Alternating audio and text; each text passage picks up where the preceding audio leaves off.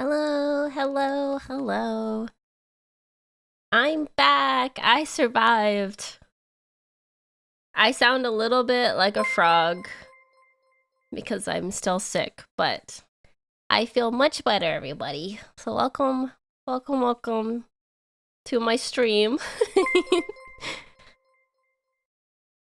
Thank you for the follows. Moist Wind, the Dark Lord, and PG Core Rebirth. Hi, hi, hi. I did adulting today. That is right, Terabyte. I did. I've had a very long day already. Let me turn the music down for me. Okay. I'm gonna try not to cough on you, chat. I'm a little nervous for the celebration. The 2-year anniversary on Saturday because my voice is like not here. It's not back yet. It's just one of these colds that won't go away. So pray for my voice. Pray for my voice to come back by Saturday because I want to do karaoke. I appreciate not being coughed on. I hope you're healing well. Thank you, Brandon Hart. Thank you, Terabyte, for the 100 biddies. For the hype train, everyone. Thank you. Thank you, Naren, for 19 months. Thank you, Latios. 19 months again. Thank you, Prince, for 13 months. Yeah. Thanks, everybody. Fall Guy. Is Fall Guys on or can I delete it? We're not gonna do Fall Guys. I will do an updated graphic tonight, but I didn't realize that Whoa! Ingeniator! Thank you! Thank you, Ingeniator. Thank you for the 5 gifted. I appreciate you so much. That's very nice, Ingeniator. Your Oshi is sick.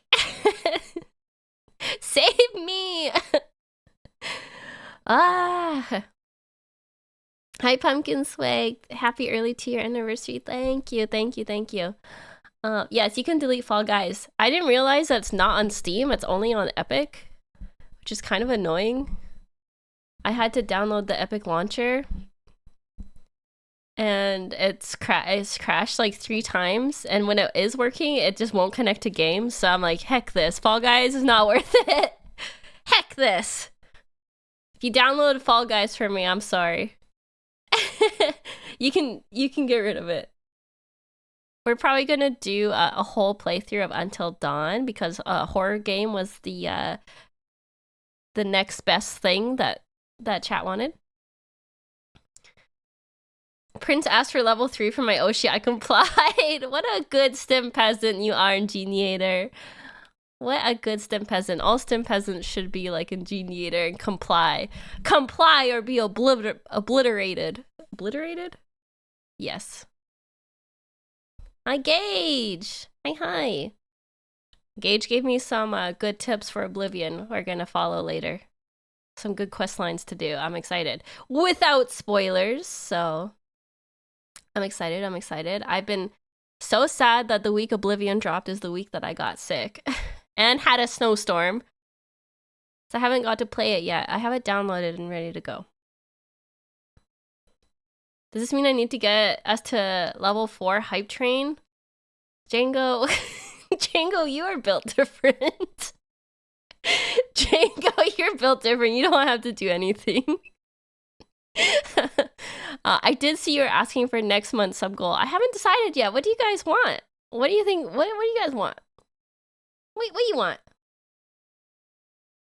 We need to get this hype train to double digits. Actually, okay. Let's settle down, chat. Let's settle down. I'm barely holding on right now. Thank you for the sub, Dark Lord. Thank you. Django. Django. What did you do? Django, what did you do? Thank you, Django! What the heckies?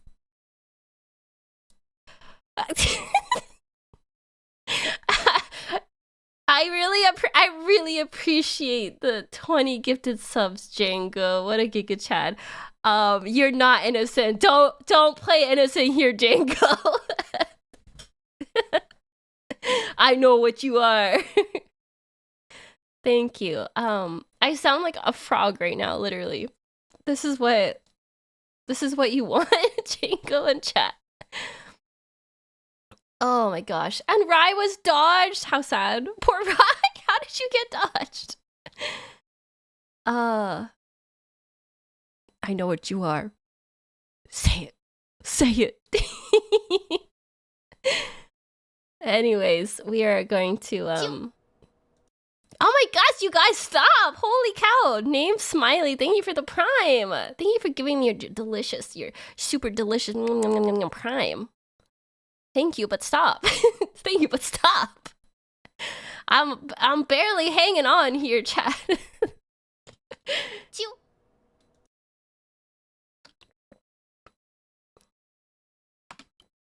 Prime tastes extra delicioso. Thank you for the gifted to Rai, Django. Appreciate you supplying my mods with subbies. Prime tastes like fresh human souls to me. It's delicious. I must feast. Django is amazing. Django knows exactly what he is. Not innocent.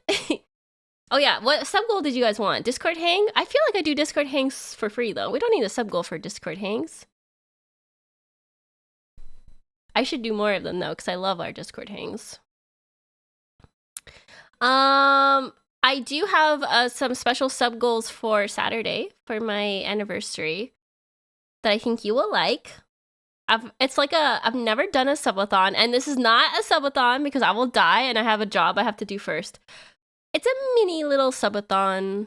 It's not a subathon. What do you call it? A little mini dono sub thing for rewards.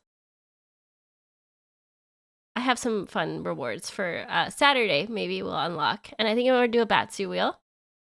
Fall Guys got booted because Epic Game Launcher sucks.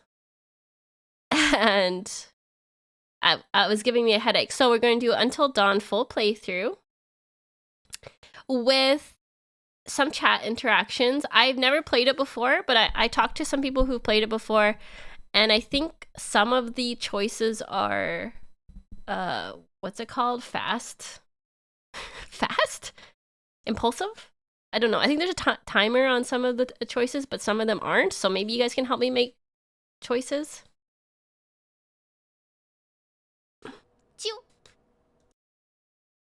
Oh my gosh, Zach! Holy molies! 5 gifted! Wow, thank you, Zach!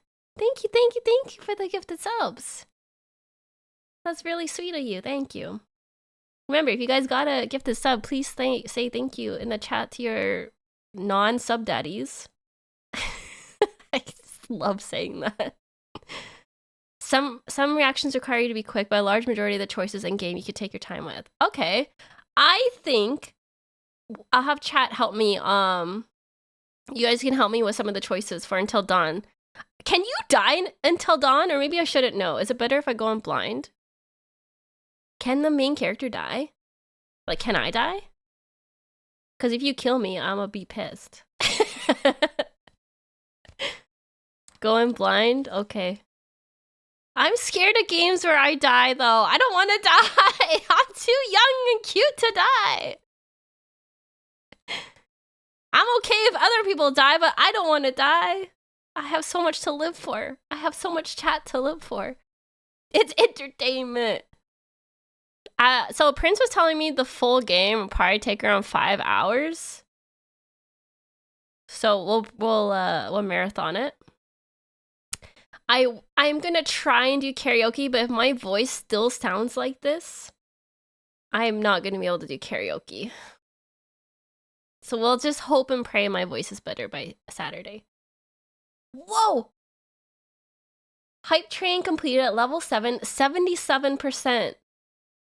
Thank you, everybody who contributed, and everybody who's just here watching and lurking. Thank you, everybody. That's really nice. That's really nice and unexpected. When instead of a dragon, I look and sound like a frog today. So thank you. There isn't one main character. There are several main characters. Oh, I didn't realize that. I thought you just played as the girl. The girl, I downloaded it and it took me like 10 minutes to set up shaders. That game must be like powerful. It took forever to initialize the shaders. And the main girl looks like that actress. You got the gritty emote? Choo choo, choo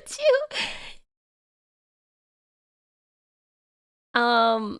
Reaver, when is the first time 40k PC or otherwise virtual game? Maybe that could be a sub goal. Maybe that could be next month's goal. I don't know. I kind of like doing sub goals where I give something back to the community with it. So you guys give me any ideas. If you'd be interested in me trying the first 40k game, I can do that. Or we could do painting miniatures together. Or I could do ASMR stream. I have an idea for Clingy Girlfriend Won't Let You Get Out of Bed. ASMR stream, don't judge me. I've been wanting to do that.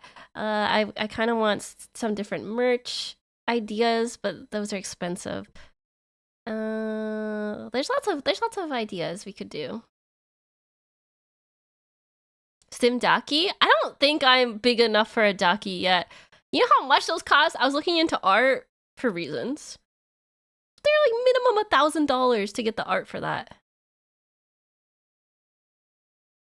I don't think I would make any money off of that. I would just lose money. Dakis are 4 digits minimum. Yeah, that's minimum. I don't know. I would like a Daki one day, but we'll see. One of the girls in Until Dawn is played by Hayden Panettiere, if that's what he... Oh, that's literally who I thought. She voices her too? Oh, okay. She looks like her. I was like, we're actually watching a horror movie. It's an actress. When it comes to 40k games, there's a lot. Do you like Civilizations, Gladius, Left 4 Dead, Darktide, XCOM, Mechanicus, Diablo, Inquisitor, Martyr? I love Diablo. I like Age of Empires, which is like Civilizations. I like Left 4 Dead, but I suck at it. Thank you for the follow. Give me some salmon. Cute name. That would fix you? What would fix you? I missed it. Prince. A few Warhammer games were on sale. I saw the Warhammer 40k Space Marine game was on sale, I think. For Age of Empires, there's Dawn of War. I also downloaded Age of Empires randomly. We might play that on stream one day. I've been holding on to it because I don't want to bore anyone. I know Age of Empires Civilizations is not for everyone, but I kind of like those dad games, so I might play it one day. We don't talk about Dawn of War 3?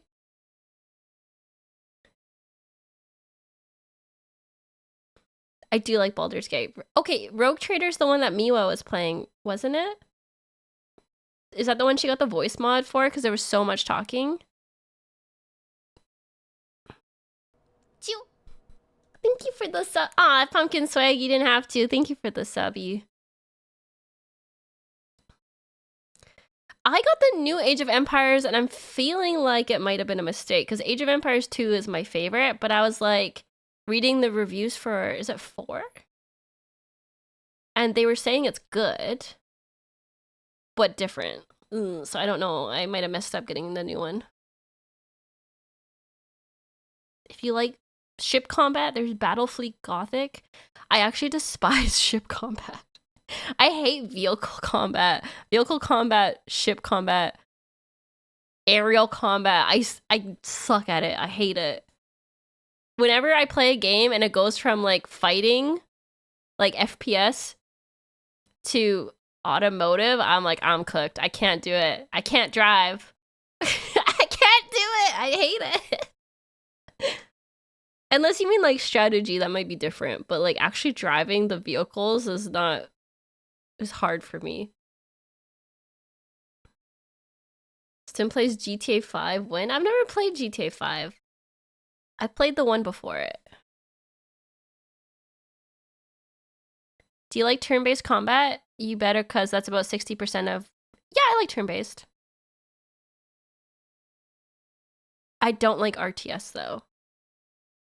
Cause RTS is like... StarCraft? Question mark? Wait, what does RTS mean?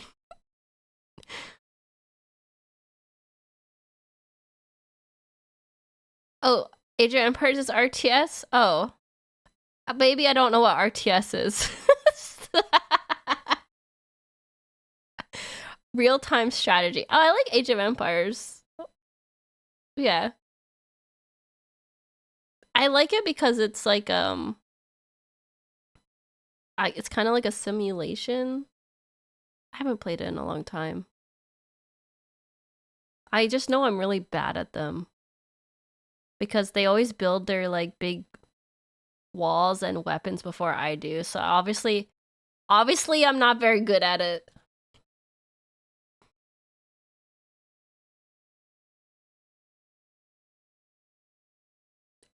Yeah, it's too fast for me. That's me too. I'm not fast enough. My brain doesn't move fast enough to know what I'm doing. I just get analysis paralysis and I'm like, what do I do? What do I do? What do I do next? And then they've already built like a rocket ship and I'm like, okay, cool, I guess.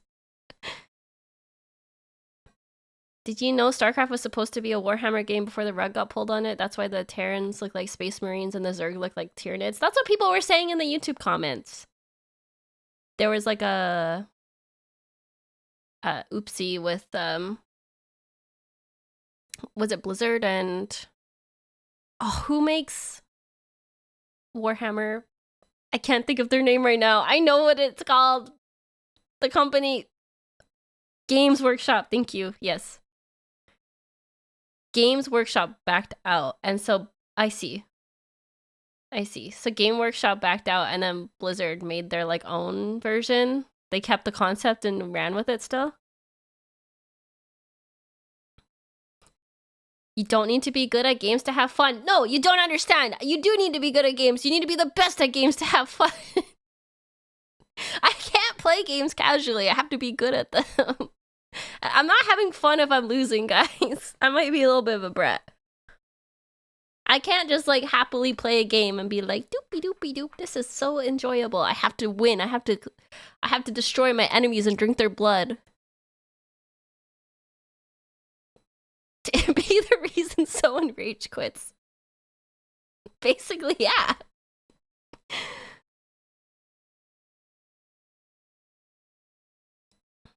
Don't take notes on that, Chingo. Subgoal should be a rage game then, but I like rage games. I have to pick up Elden Ring now, again. Actually, people were telling me to play Dark Souls instead, because it's a bit easier to get into. Dark Souls 3, I think? Thank you for the follow, Call Me Bill. I've never played Jump King. Oh, maybe I could play Jump King. Maybe the sub-goal could be Jump King.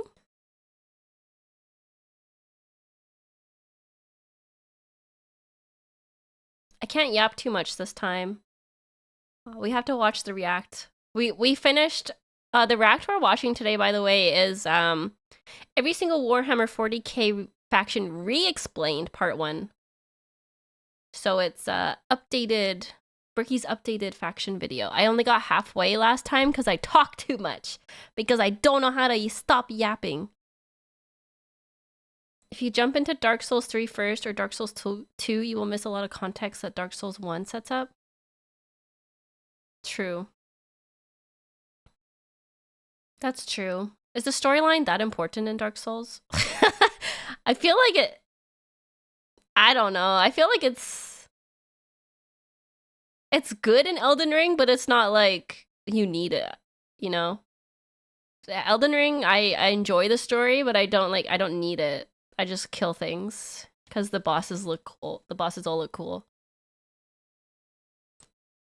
There's like a Dark Souls video I want to react to, but it's about, it like poorly explains the lore and I don't want to ruin it for me, so I'm waiting until I play the Dark Souls games.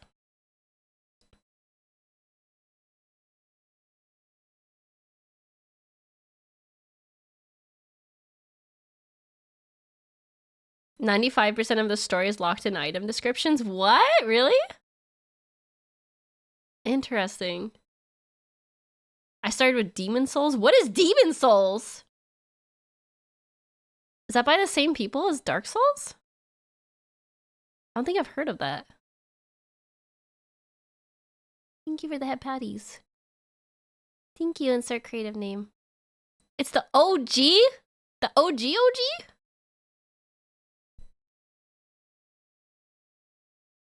Wow. That's the original girl right there. I know, it's been like a week since I streamed. I've been really sick. You can probably hear it in my voice. I'm so sorry I was gone so long. I tried to come back earlier, but then my internet was out because we had so much snow the last few days. And then I have a karaoke stream planned on the weekend, and I was trying to save my voice for that, but oh, I thought it was Friday. It's Thursday, and my voice is still scratchy, so I don't even know if we can do karaoke. I'm sorry.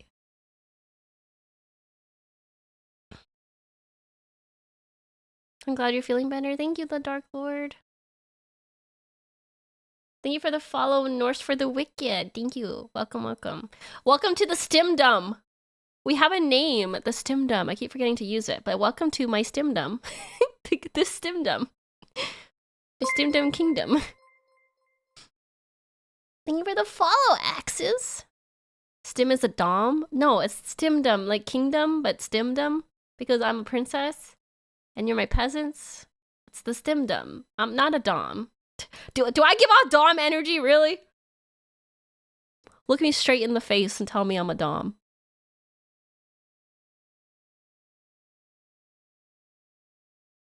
Is this the face of a dom?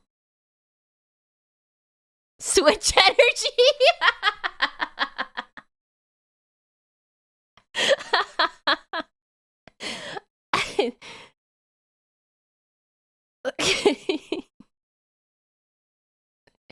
You're my nice son. I think you, by default, you have to dom. I just let people do whatever they want. I just help them do whatever they want. I don't tell them no. Well, that's not true. Say no to some things. So we're the subs? Yes, you're all my subbies. All my delicious little subbies. You have to listen to me. Do what I say. Okay, I feel like I'm too close. Am I in your personal space? Do you feel uncomfortable right now, chat? I'm looking right through you. Google, how do I unsubscribe?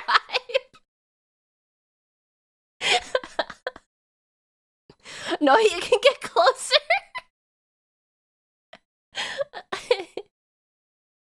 I want to boop the nose. I wish I could actually lean.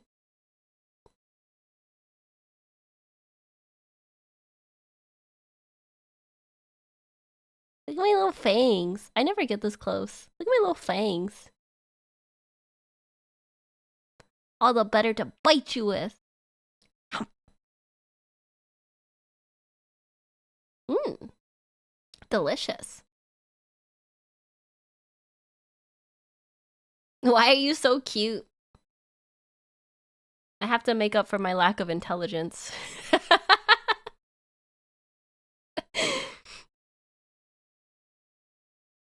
I feel like the wolf pretending to be Granny right now.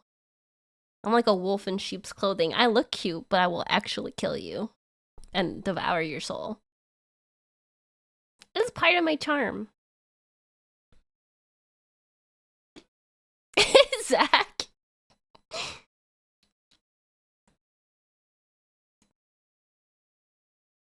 Why are your eyes so big? All the better to see your browser history. Yeah, I know what you were looking up. I know what you got cooking in that internets of yours.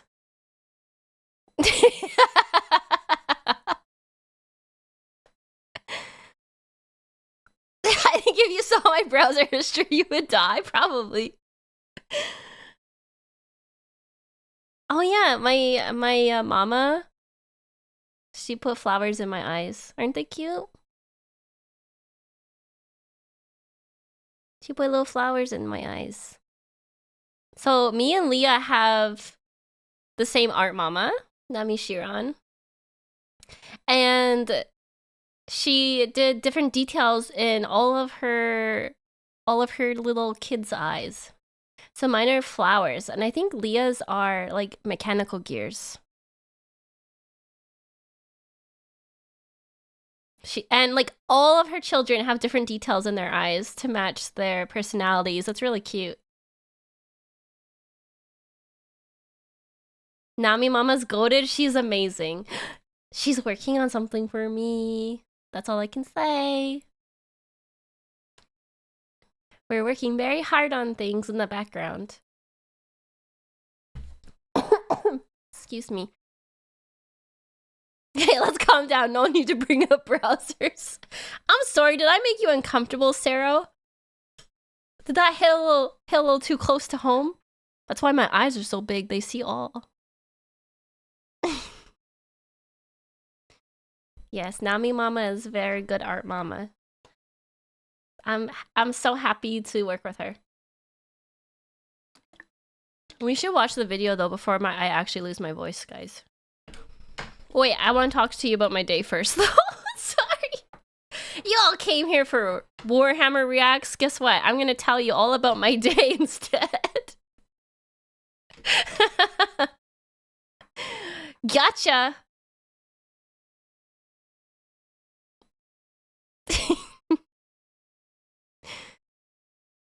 Isn't big eyes like the sign of prey, not predator?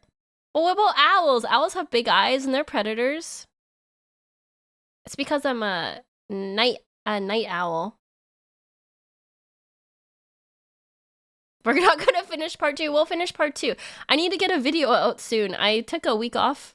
Well, a week off from streaming because my voice. But I need to get a video out soon. Oh no, Duologs is here. He's been tricked.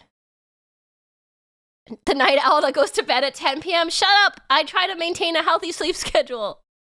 Don't ruin my illusion of mystery and coolness.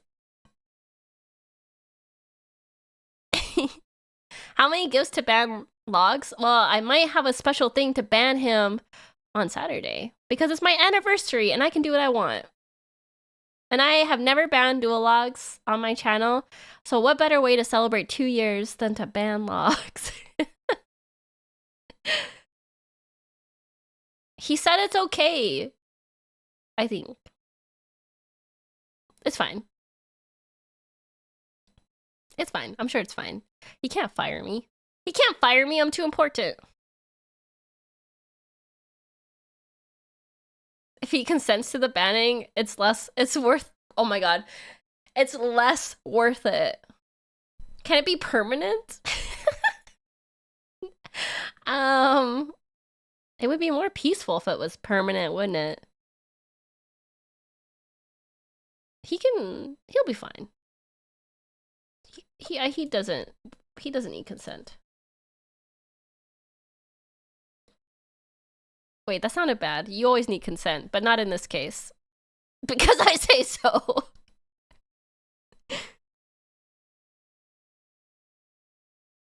Did he give you a date to end it? There are no stipulations. Sub goal to unmod logs. Is he a mod here? Oh, wait, is he a mod here?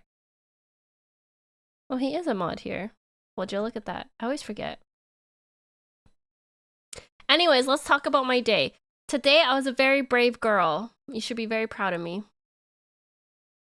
I got over it. Well, I didn't get over it, but it's called exposure therapy. When you have to do things that you're scared of doing. And I drove to the city by myself. And I even parked in a parkade by myself. And if you didn't know, I get claustrophobic. So I was having a freaking panic attack. I was freaking it, man. But I still parked in the parkade by myself. And I went downtown to like where it's like kind of not safe. And I walked around with my passport out because I'm dumb. I'm lucky no one... Wait, even if they mugged me for my passport, I don't think that they could have done anything with it because it has my face on it. But I was walking around with my passport, looking for the passport office. If you ban me, I will get my revenge. There's nothing you could do to hurt me. Thank you, chat. Thank you. I feel like I accomplished so much today. I'm very proud of myself. Oh my god, I don't know if I should say this. I might get in trouble by the government. Can the government do something to me if I slander them? If I say like this is not legal advice, can I get away with it? In Canada, probably not. How would the government know? Because you guys are, what's it called? Snitches. Snitches get stitches or something. Thank you for the follow, Lira. Anyways, I'm just gonna say it. Nobody spread this around much, okay? The guy at the passport office. Come on, get closer. Get closer. The guy at the passport office. He told me that if you mail in your passport and the person working there wants to take lunch, they'll decline your passport application instead of going through the whole thing just so they can take their lunch. So you should never mail it in. You should go in person if you have to go somewhere right away. Because depending who's working, they will just decline you. I was like, government jobs, man. Government jobs. That checks out. I was shocked. I was shocked. Because the reason I had to rush my passport is because off-kai. And I'm a little bit of a silly girl and didn't I just, didn't do it on time. And then I had to rush it because off-kai is soon. So I went in person and it took me so long to get it done. Oh, government stuff is very long process and time consuming, but it's done. Yay. It's done. I can travel now. Well, in like a week when it comes in, but we've been telling her to do it since December. This year has just been very busy. Because there's so many like Christmas breaks in December. And like the government buildings are only open from like 9 to 3:30 and they're closed on weekends. And they're closed for all holidays. And I live like 3 hours from the city. So it was difficult to get there, but we did it. And also, my January and February were busy because we were debuting like 2 gens. 2 gens plus myself. Wait, yeah. She's lying, it's her ADHD. Well, I mean, that was part of it. Procrastination, I guess. I should have just mailed it in a long time ago, but I was worried that it would get rejected and I'd have to restart it all over again. And you have to wait 6 to 8 weeks in the mail. But if you go in person, they can do it like right there. And then you have to it gets approved and then you just have to wait for it to come in the mail, which is like a week. I blame logs for giving you all this work, actually. Yeah, blame logs. Don't blame me. I'm just a girl. I'm just a girl doing my best, okay? I also got new running shoes. And I went for a run when I got home because I'd been driving all day and I needed to stretch. And I got sushi. And I got McDonald's. I got chicken nuggies and an iced coffee to go home. Very successful day. Very successful day. I never get sushi because I don't live anywhere that has sushi. I also don't live anywhere that has McDonald's. So I love getting McDonald's because I never get it unless I go to the city. They didn't have the Minecraft movie meal.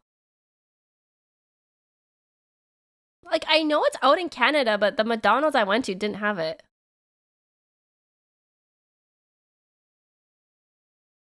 Every time I've tried to get one of the special meals at McDonald's, they never have it. How do cars slow down to eat? They brake fast. Okay. That's true and real. That's true and real. I did get a nice cup of coffee. Thank you for the follow, Arlequin. Oh my god, Arlekind K. And Slithice. Thank you for the follows. Okay, Sid, thank you. I actually tried the new coffee at McDonald's. I don't know if it's in America, but it's like cookie butter oat. Wait. Oat cookie butter? Cold brew? Or something? Cookie butter cold brew with oat milk or something? It was interesting. Don't know if I recommend that. Did not taste like cookies at all. I was kind of disappointed. I like cold brew coffee, but cookie butter, I don't know. It just was, it was okay. You're so close to pronouncing my nickname right. No! How do you say it? Arlekind.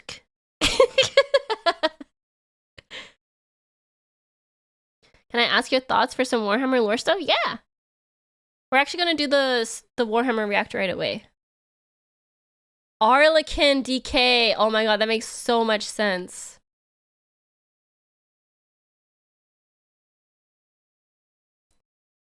Warhammer 40k lore related train of thought. Would a Caluxus assassin's null field also protect him from Nurgle's plagues to some degree?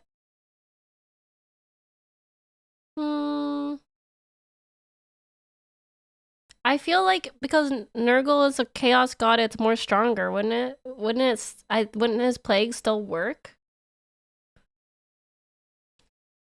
Also, another thought I have: what if Cypher's actually Alpharis's twin brother, Omegon?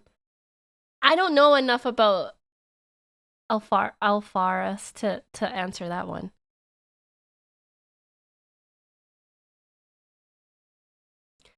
I am Alpharius.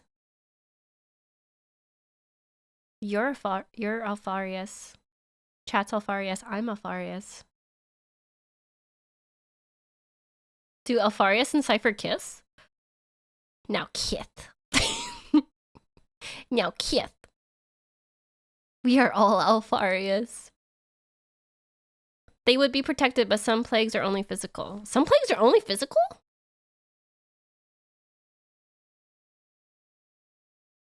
We are all Alpharius on this blessed day. That's what my passport says. Can't lie. Can't make this up. Oh, no ads. Snooze. Snoozing ads. We're talking. We're yapping. My nickname is pronounced favorite chatters until. Alright, should we do the react before I lose my voice? Will we get 1 hour of yapping? I'm trying not to because I'm trying to save my voice. And you know I'm gonna yap a lot when we do the react. Because we're doing the second half. The first half, we already did like a week ago. And the second half is mostly the Space Marine stuff. The Mankind factions. Which is good, because I always mix them up still. What kind of Warhammer game would you want to play first? Yeah, we should decide that. I don't know, what's a good intro game? I know you guys gave me the details of them, but... maybe the, Dark Tide or Space Marines 2. Oh, Rogue Trader. Yeah, I don't know if I have time for Rogue Trader because I want to play Baldur's Gate, the new update, and Oblivion, which are both big time sink games.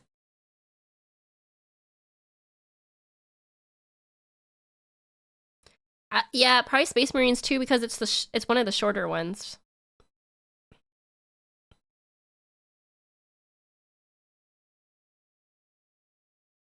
How about Dawn of War games? Earlier, people told me not to mention Dawn of War 3. So.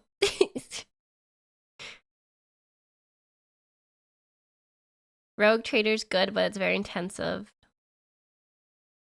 Maybe we start with Space Marine 2.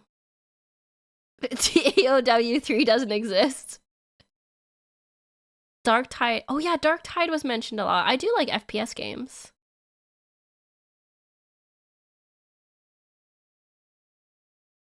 I do need to watch the cinematics too. Also, I had a problem with the react I did about the timeline of Warhammer by Trazen. Yeah, I was told not to watch those ones because they're not able to be monetized because they get copyright striked because of the music in them. But it was so good. It's probably my favorite video I've watched. So I'm torn. Some of the girls already done Space Marine Teen, so you could co-op. True. That's true. I know Miwa has played it. I think Leah did too. I returned from putting Mini-Me to bed because Dad... Oh, it's so cute! I really like kids. I think they're cute. Sunny has too. Miwa and Sunny finished it. We're still yapping, sorry. I cannot stop. Maybe I play Dark Tide. We'll do either Space Marines 2 or Dark Tide.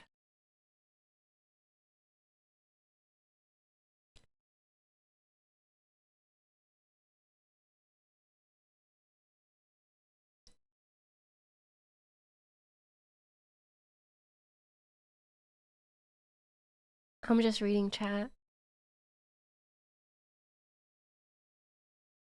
I want to do a tabletop game really bad. That's my jam. Stimia streams are great. Thank you. Thank you. That's really nice. I'm more of a TTRPGer myself. I want to make Necrons. I'm going to build Necron. I'm going to build a Necron army. That was going to be next month's sub goal, is to paint miniatures together.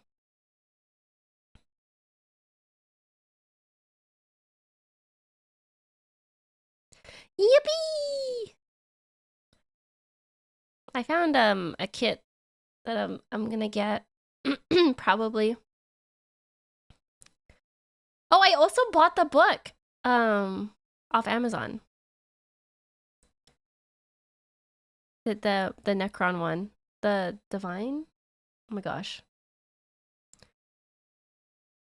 it hasn't come in yet because my mail takes forever. Infinite and Divine, yeah.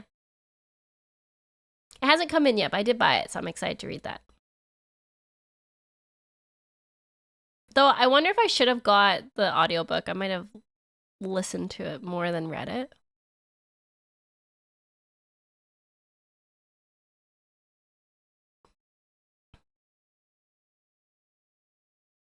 Whoa! I love the drop ships. They're cool. The croissants. The croissants! I'm back to lurking, got dailies to do. Have fun doing your dailies, Rai. Okay, after this ad, we'll do the react. I won't start until the ad's over for anyone who doesn't to have a sub. The croissants and baguettes. The ships remind me of Illidan's glaives. Probably because the color.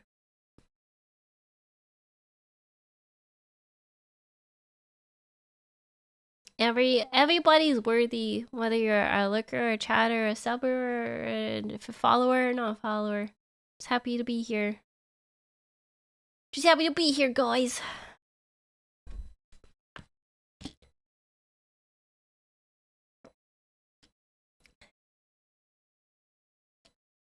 I was not prepared. You are not prepared. I called Illidan daddy once by accident. He just kind of gives daddy energy. You know? He's got his little demon hunters. He's like Daddy Illidan. Accident. Did my post about Cypher and Omega Gon go through? I missed it. I missed it, Sid. Who's your favorite talent? I can't pick a favorite. It's like picking a favorite child. I could never. Thank you for the gifted sub. Thank you, insert creative name. That's very nice. Average female VTuber skill issue, call someone daddy. I'm daddy now. I'm your daddy, chat. How do you feel about that? Yay! Ads are over. We can watch the react. Do. Let me switch screens. Do. React.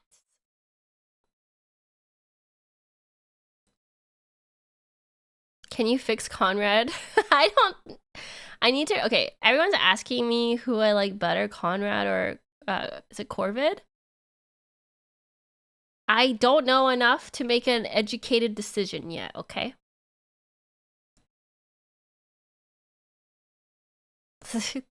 In the Discord, they were saying Corvus is goth and Conrad is emo.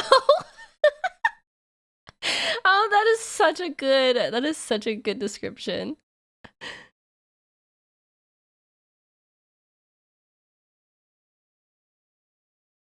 Conrad did? Wait, will Berkey talk about him? And he'll probably talk about him and his faction, right? I gotta get to... We were at the Emperor. We were halfway. What an image.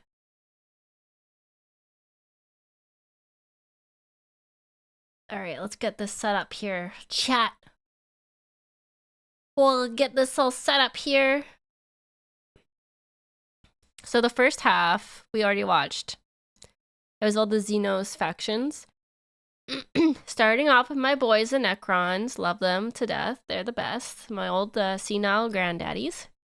And now we've moved on, I believe, to the Emperor. I liked Conrad until chat started telling me about him, but I don't have his tragic backstory, so I can't make a good decision on if it's like, if I still like him or not. I have to read his tragic backstory first.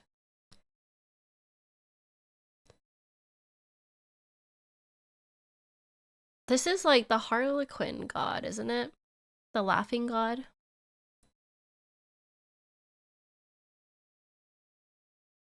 Not quite all the Xenos factions. Let's see if I remember. I feel bad. I'm watching the second half like a week later, but I did not expect to get so sick. All right, lock in, strap up, strap up, strap in, strap in, strap in. We're going down the funny ride of education. Get your popcorn, get your strap on, get your popcorn. We're in for a wild ride, chat. I feel unsafe. This is a safe place, Huntel. No one will judge you here. We're learning. It's blasting time. Let me know how the sound is. I think it should be fine, but if I need to turn Bricky's video up, please let me know. We're going in. To watch me fumble the discussion of one human on a tiny blue planet across the galaxy. Oh, speaking of. Before the fall of the Eldar, The Imperium of Man! That's our boy, the Emperor. Where'd he come from? Nobody knows, but he's here and he's doing things. He's got like gold all over him. He looks pretty buff. That's the Emperor. Earth, or Terra as it's called, was in ruin. One man who looks to put the pieces back together. Where did he come from? We don't know. Some say he was the result of early shamans. Some say he is the final I remember now. Chat was giving me theories about where he came from, and some did say that he was from a bunch of shamans, like manifested him into existence or something on Earth. Knowing the Emperor's origin is heresy, but there are books about it. Where did he come from? Where did he go? Where did he come from? Psychic Man Joe. old one who escaped their species genocide. And those that are smartest know the answer is, it doesn't matter. He revealed himself as the Emperor of Mankind, and he was tasked with the most monumental upheaval of humanity possible. The Eldari's warp fluctuations had turned the golden age of humanity into old night. Interstellar travel cut off? Check. An AI uprising? Check. Brand new psychers popping up and not knowing how to handle their powers? Oh, check. Demonic incursions? Check. Thousands of years this occurred, and now the Emperor of Mankind showed himself to put the pieces back together. Unifying Terra under his rule, the Emperor founded the Imperium of Man and ruled it with an... Sorry, did he say that the Emperor came after the Eldari released Slanesh? Or was that before? When the Eldari screwed everything up, the Emperor came after that? Or was he there before? I didn't understand that. He existed, but he didn't take over until then. Oh, okay. He was doing his thing, but he was revealed to be the Emperor after. I see. So he basically he's coming in here and he's cleaning up the mess. Iron fist. He was the supreme leader and nothing could stand against him. He wished to remove mankind from the yoke of its former failures, and he knew he would be the best leader they could have because he was right. AI banned. Religion banned. You did as the Emperor told you, or his Thunder Warriors would put you in your place. That place often being a grave. Now, Terra was thriving, but humanity needed to reclaim its long-lost brethren scattered across the stars. But to do so, he needed those that could build him a fleet truly meant for the reconquering of the galaxy. And so he turned his attention to the red planet of Mars. It's the robot guys! The guys who turn their flesh into robot pieces. The Mechanicus! Is that what's gonna happen here? Are we gonna have to ban AI? The Emperor's gonna have to come in, ban AI? Time to pray to the 2007 Honda Civic. Mars and Terra were close allies long before the Unification Wars. Mars was the first world terraformed by humanity and became what would ultimately be the first hive world, an epicenter for industry and technology. The Age of Strife did not treat the red planet kindly, however. Is that the Mechanicus planet? That looks cool. Even the outer rings look like mechanical, kind of. Oh, that's Stellaris. What's Stellaris? What's Stellaris then? A space sim game. Oh, I thought this was something to do with Warhammer lore. Oh my god, you guys. I'm too gullible. I'll just... Mars was cut off from Terra during this time, and the warp storms that ravaged the planet turned it into an absolute nuclear hellscape. Those who were on the surface were Whoa. turned into your run-of-the-mill mutant if they even survived the bombings they inflicted on themselves, but others were lucky enough to escape beneath the red sands in powerful fallout shelters. These became their generational habitats, but this resulted in extreme reliance on technology and those who could use it. They began to view the technology keeping them alive less as a technological advancement and more of a divine intervention, with those skilled in it as priests. The Martians began to worship the power of the machine, and this resulted in the formation of the cult Mechanicus, the belief in a holy trinity known as the Three-in-One. The machine god, serving as the spirit who gave rise to all technologies known, the motive force, the deity that gives all life its ability to live, and the Omnissiah, a physical manifestation of the machine god itself. This belief began to manifest in them physically as well. What were once humans began to really mess around with the character creator options, and this tech obsession made them view instances That went over my head for a second, but he said they started to mess with the character creator options. The mechanic is they got stuck in the character creator for like years. Just changing how they look, changing their body to be more mechanical. And I didn't know that they lived in like fallout shelters. That's really cool. So that their planet was like, it's like giving me Necron vibes, isn't it? Their planet was also like radioactive fallout type thing, so they had to go in shelters. And then they started becoming obsessed with making themselves more like techie, mechanical. If you've ever prayed for OBS to work, you've prayed to the Omnissiah. I'm not a heretic. Of flesh to be weak and spend their lives removing what makes them human and replacing it with mechanical augments. Robotic limbs, glowing eyes, mechadendrite arms. What was once a mass of flesh now looks like the back of a router, and the oldest members of the Mechanicus no longer even look slightly human. In addition to this, cloaked over all of their mechanical appendages are robes that reflect the color of their homeworld, the red robes of the Mechanicus. The cult Mechanicum, now the Adeptus Mechanicus.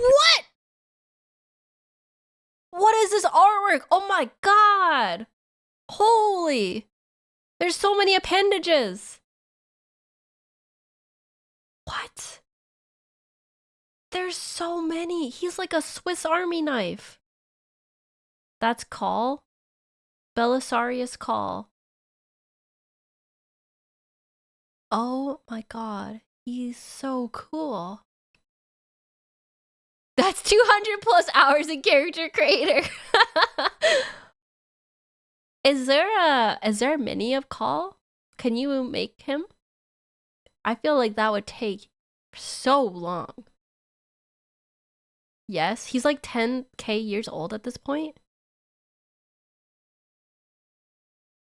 How did the Mechanicus live for so long? I know they replaced their parts, but 10,000 years?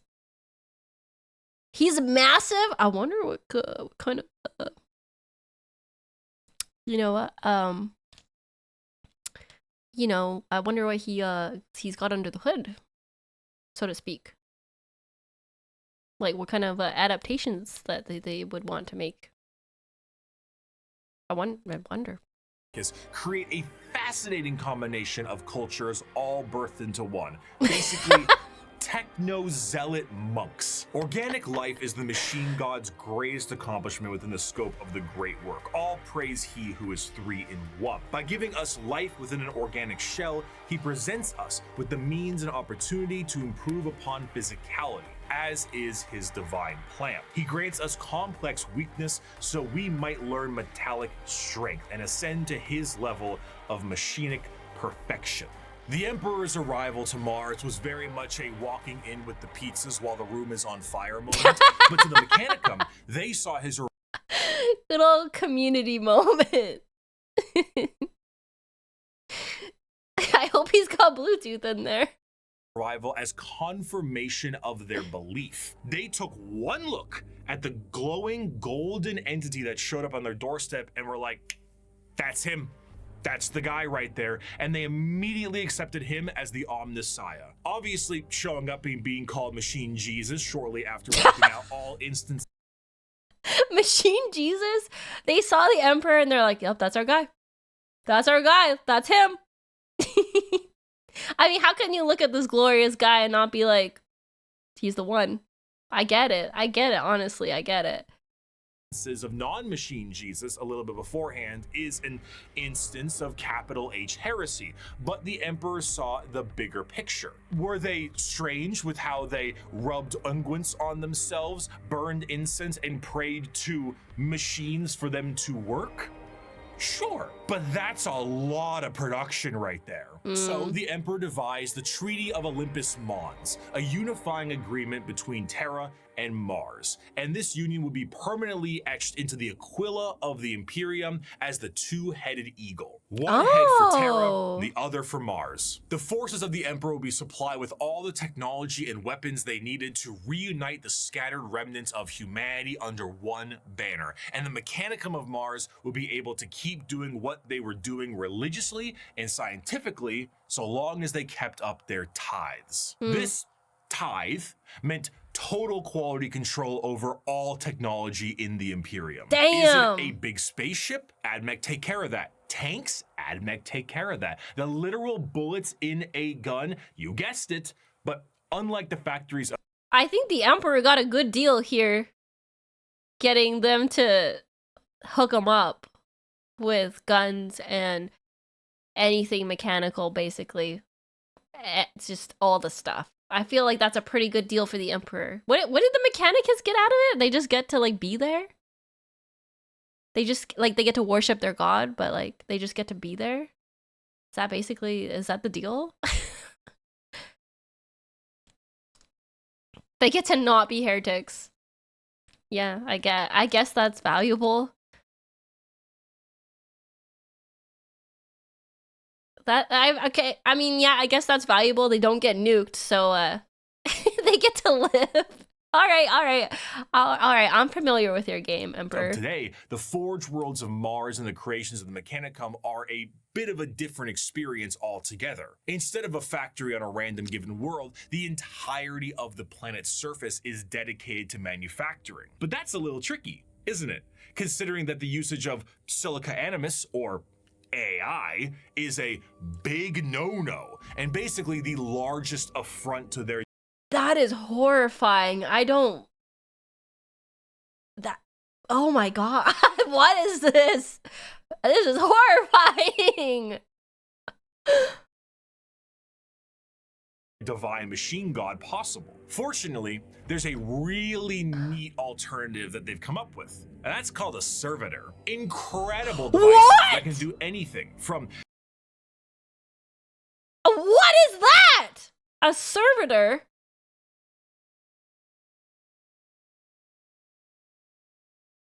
Oh yeah, it gets worse before it gets better. What? Why is his mouth a pointy thing? Oh, okay. Yeah. Oh. It's okay. All right. Manufacturing, maintenance, basic door operation, even just float around like a helpful little drone. It's an extremely easy process too. All you need to do is take a human who is dying or preferably an enemy of the state, most likely that one, and lobotomize them. And then reprogram their brains to do exactly what they tell you. They even got little baby versions of them. Yay! So now you can rest easy. Oh my god!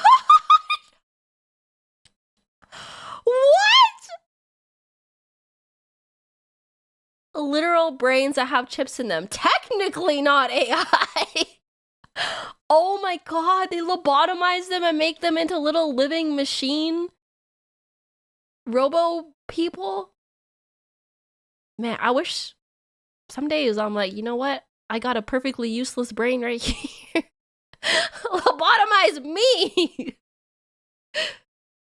easy knowing that the entirety of the Imperium, because they outlaw AI and learning new tech is heresy, is run on lobotomized slaves. Whether they deserve it or not is unimportant, and whether they can still keep their consciousness trapped in their own minds is another thing entirely. Oh.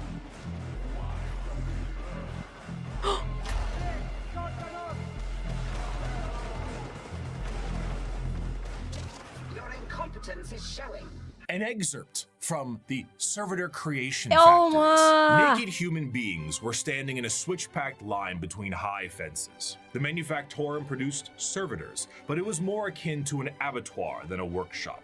Every surface was easily cleanable. Servitors with spray units surgically attached to their backs prowled about, hosing filth from slit drains set into the perfectly smooth, slanted floors. As the line slowly advanced, the people were passed through various scanning devices, most of them mounted in ugly, functional arches that let out a constant series of acceptance chimes. Occasionally, one would let out an angry blare, and the indicator lumens would flash red. The rejected person was then swallowed up by a trapdoor opening beneath their feet. From these pits wafted a hideous stench and the grinding sounds of industrial mincers. One rejected man grabbed onto the lip and hung there, arms and hands bloodied, shouting a stream of defiant profanities. Guards lined the grating either side of him and shocked him until he fell. The adepts wouldn't even waste bullets on these people. The trapdoor flipped up, and the next terrified person was ushered forward. Violet metal arms snatched them up and spread-eagled them in the air, and a servitor shearer shaved them all over. At another, they were subjected to a high-pressure counterseptic wash whose chemical stink made me choke from 100 feet away. More scanners, more rejects winnowed out. Machines forcibly dressed them in a heavy, rubberized garment common to all monotask servitors. These were saggy on them, all one size, until another process force-shrank them to fit their bodies where metal cuffs, sockets, and collars bit into vulnerable flesh. The last few prayers gave way to screams at that point, and even the most stoic shouted in pain. They were ushered over a floor, buzzing with power that made them shriek with every footstep. What's that for? I asked. Follicular inhibitor, to stop their hair from growing, he said. Freaking sweet, Lois! As for their scientific pursuits, the mechanic— Wait, what? That's how they make servitors? But, okay, hear me out. Why do they do that to people when they could just build robots that do all that? Like, they are mechanicus, right? Like, why waste your time making a human into that when you could just build a better robot version? Robots are banned? Oh, I thought they let robots... Oh, okay. I thought they let the mechanicus do their little robot things, but they have to be attached to a human to be okay. They must still have a will at that point. Where's the lobotomy? Yeah, when does the lobotomy happen? After that? I see. The AI gets corrupted by chaos too easily. Huh. So robots bad. Also heretics are... Wait, they're doing that to the heretics? I missed that part. I thought this was just like random poor people that they didn't want. That makes sense. I guess like a prisoner of war or something. Probably both. Well, that's that too. So, sometimes it is poor people. Basically anybody that they don't care about or no one will miss. And also people that will be missed. Basically anyone. No one is safe unless you're high ranking. So, okay. So they cannot have just robots because they have to be tied to a person because AI bad, robot bad. Because of the AI war. That makes sense. Me saying, yeah, that makes sense. I can see why they have servitors. That makes sense. Oh my god, I'm being brainwashed. It's working on me. I understand the logic of why they do this. Can believe in the preservation of knowledge above all and the quest to expand it. However, as opposed to just innovating and inventing on their own with their vast technological know-how, they believe that it is a form of tech heresy. You see, because of their religious viewpoints on technology itself, they believe that the instruction booklet itself is just as holy as the Lego set it built. Oh, it's like their Bible, the instruction booklet. But like, wait, see this guy's got like wires coming out of his mouth? Do you think they still taste things, or do they get rid of that? Do you think they just like live in pain, or do they get rid of that? Or is that like part of their worship to their Mechanicus god?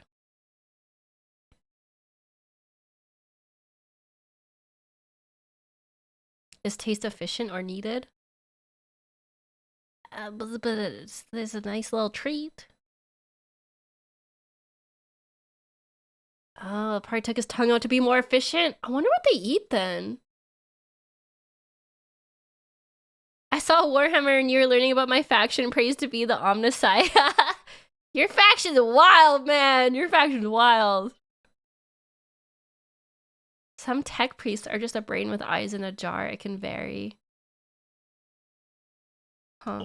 And to innovate on that without the proper written knowledge is to go against the divine word of the machine god itself. All knowledge is already in the universe. You simply need to rediscovering it and attempting to invent something to improve upon divinity is very heretical. Prior to the Age of Strife, humanity was able to populate the stars with devices known as Standard Template Constructs, or STCs. These devices were, as far as we know, supercomputers with the ability to pull up and detail how to create literally anything a startup colony would need. Essentially, they were devices with the entirety of human technological know-how so that you could make a home away from home. The Mechanicum will not make anything without an STC.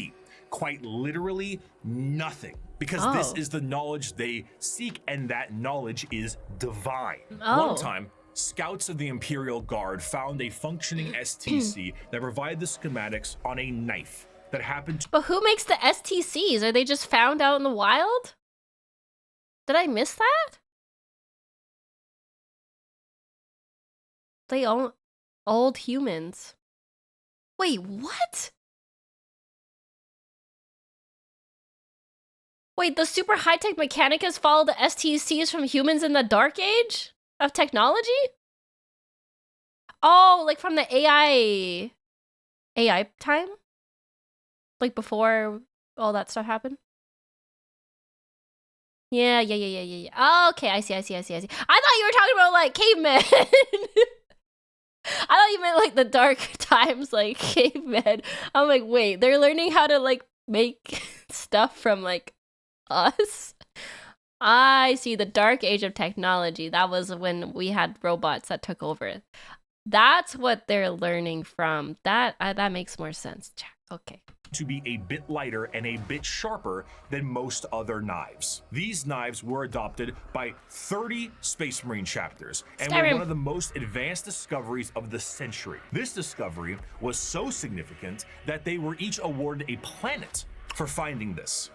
A planet for a machine that taught them how to make knives. Due to their religious organization, you can probably guess the Mechanicum are organized in a feudal structure with the highest individuals in power being a part of the priesthood. Cream of the crop being the fabricator general of Mars itself, who serves as a high lord of Terra, but also oversees the entirety of the Mechanicum below. Below them are tech priests that oversee the cult for the quest of knowledge and other more straightforward theocracy. Forge worlds tend to operate slightly more independently, what can cause some power struggles within the Mechanicum, because, you know, despite them— Their little is that canon that their little ships here are skull, like heads, like skull heads? Like, is that their thing? That's crazy. Servo skulls, not ship. Oh, those aren't ships. Those are okay. I mean, they look like they got little boosters, so I thought they were like ships. Okay. All being weird robots, they love being given praise. And despite being the manufacturing end of the Imperium, they do actually have their own military forces. They have the Skitarii Private Army and all their various 1920s Martian-style mechanisms like Doom Crawlers, Castellan robots, and of course, the Titan Legions, because nothing is cooler than a robot that towers over buildings. Ultimately, their very dogmatic view on technology as a whole has resulted in any innovation becoming absent, thus causing the Imperium to stagnate as a whole. The lack of ambition to create anything new and the wholesale murder of anyone who even tries leads to things becoming derelict. I grow weary of this flesh I was born into, strangely disgusted by its nature. I crave only the cold, clean certainty of steel and silicon, that I might become one with the blessed machine. I do not expect you to understand, you who cling to your flesh as if it were immortal, seeking only to preserve it, to protect it. One day you will see the folly of your ways, and then no doubt you will come begging to my order to preserve you. After the ground.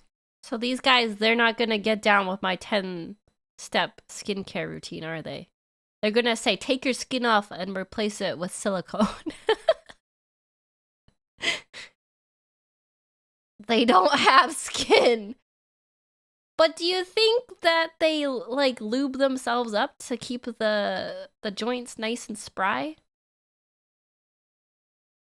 That's their skin's care. They better. So am I understanding right that they don't believe in creating anything new? They just follow these old schematics. But then how are they so, unless your call.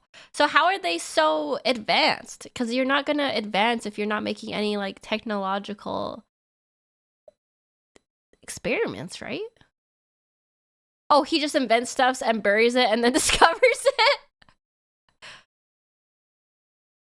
They're just hanging on to what was lost from humans before. They believe that all knowledge is already created. Some do innovate. But then I wonder what they think of other... Like, I wonder what they think of the Necrons. Because they are the opposite of them. They are more technologically advanced and they keep doing new things. Oh, they hate them. Absolutely hate them. Okay, that makes sense. They're like two sides of a coin, kind of. I just have a hard time believing that they're so brainwashed that there's none of them that think, maybe the Necrons know what they're doing. Like, you think there's one or two higher up Mechanicus that are like, I wonder, you know what? Maybe they know what they're doing and we can like learn from them. That's heresy.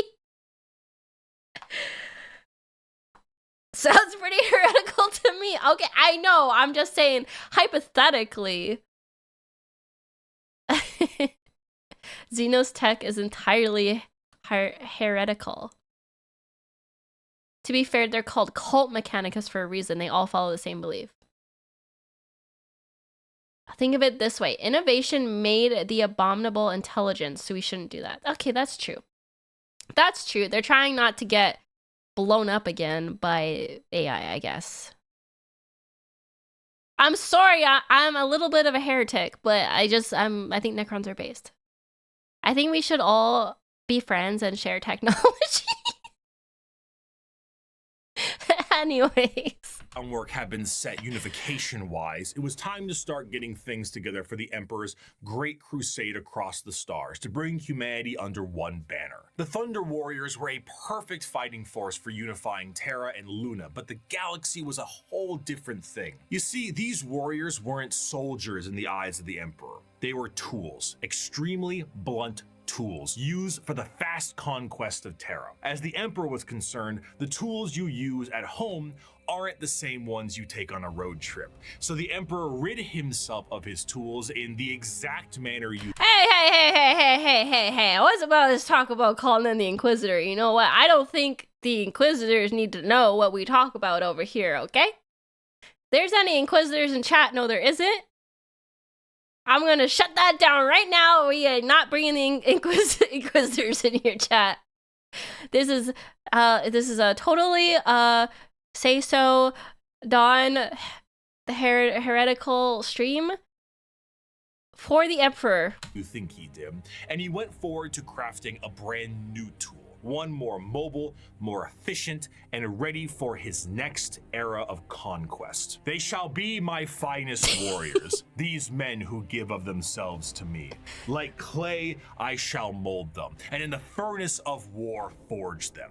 They will be of iron will and steely muscle. In great armor shall I clad them, and with the mightiest guns will they be armed. They will be untouched by plague or disease. No sickness will blight them. They will have tactics, strategies, and machines so that no foe can best them in battle. They will be my bulwark against the terror. I thought he was gonna say, they will be my babies. My little sweet babies. But no, they're the bulwarks. Are the defenders of humanity. They are my soul. Space Marines, let's go! And they shall know no fear. The vastness of the Milky Way galaxy meant that the Emperor needed assistance bringing everyone back to the fold. And who better to do this than himself? But since the technology to be in many places at once does not exist anymore, the Emperor decided that it was time to become a dad, the same way Geppetto did, and with far less care. It is not my son, Archon. None of them are. They are warlords, generals, tools bred to serve a purpose, just as legions were bred to serve a purpose. Typical man right there. Dad? Daddy? I'm not your dad, I'm the Emperor. What a dad. The Primarch Project was started to create charismatic and unique leaders in the Imperial military. The diversity of these eventual leaders meant that each one could be specialized for certain circumstances across the galaxy. Depending on the type of conflict, one leader might be better than the other. Whoa! Is that Sanguinus, the angel guy? He's so pretty. He's so beautiful.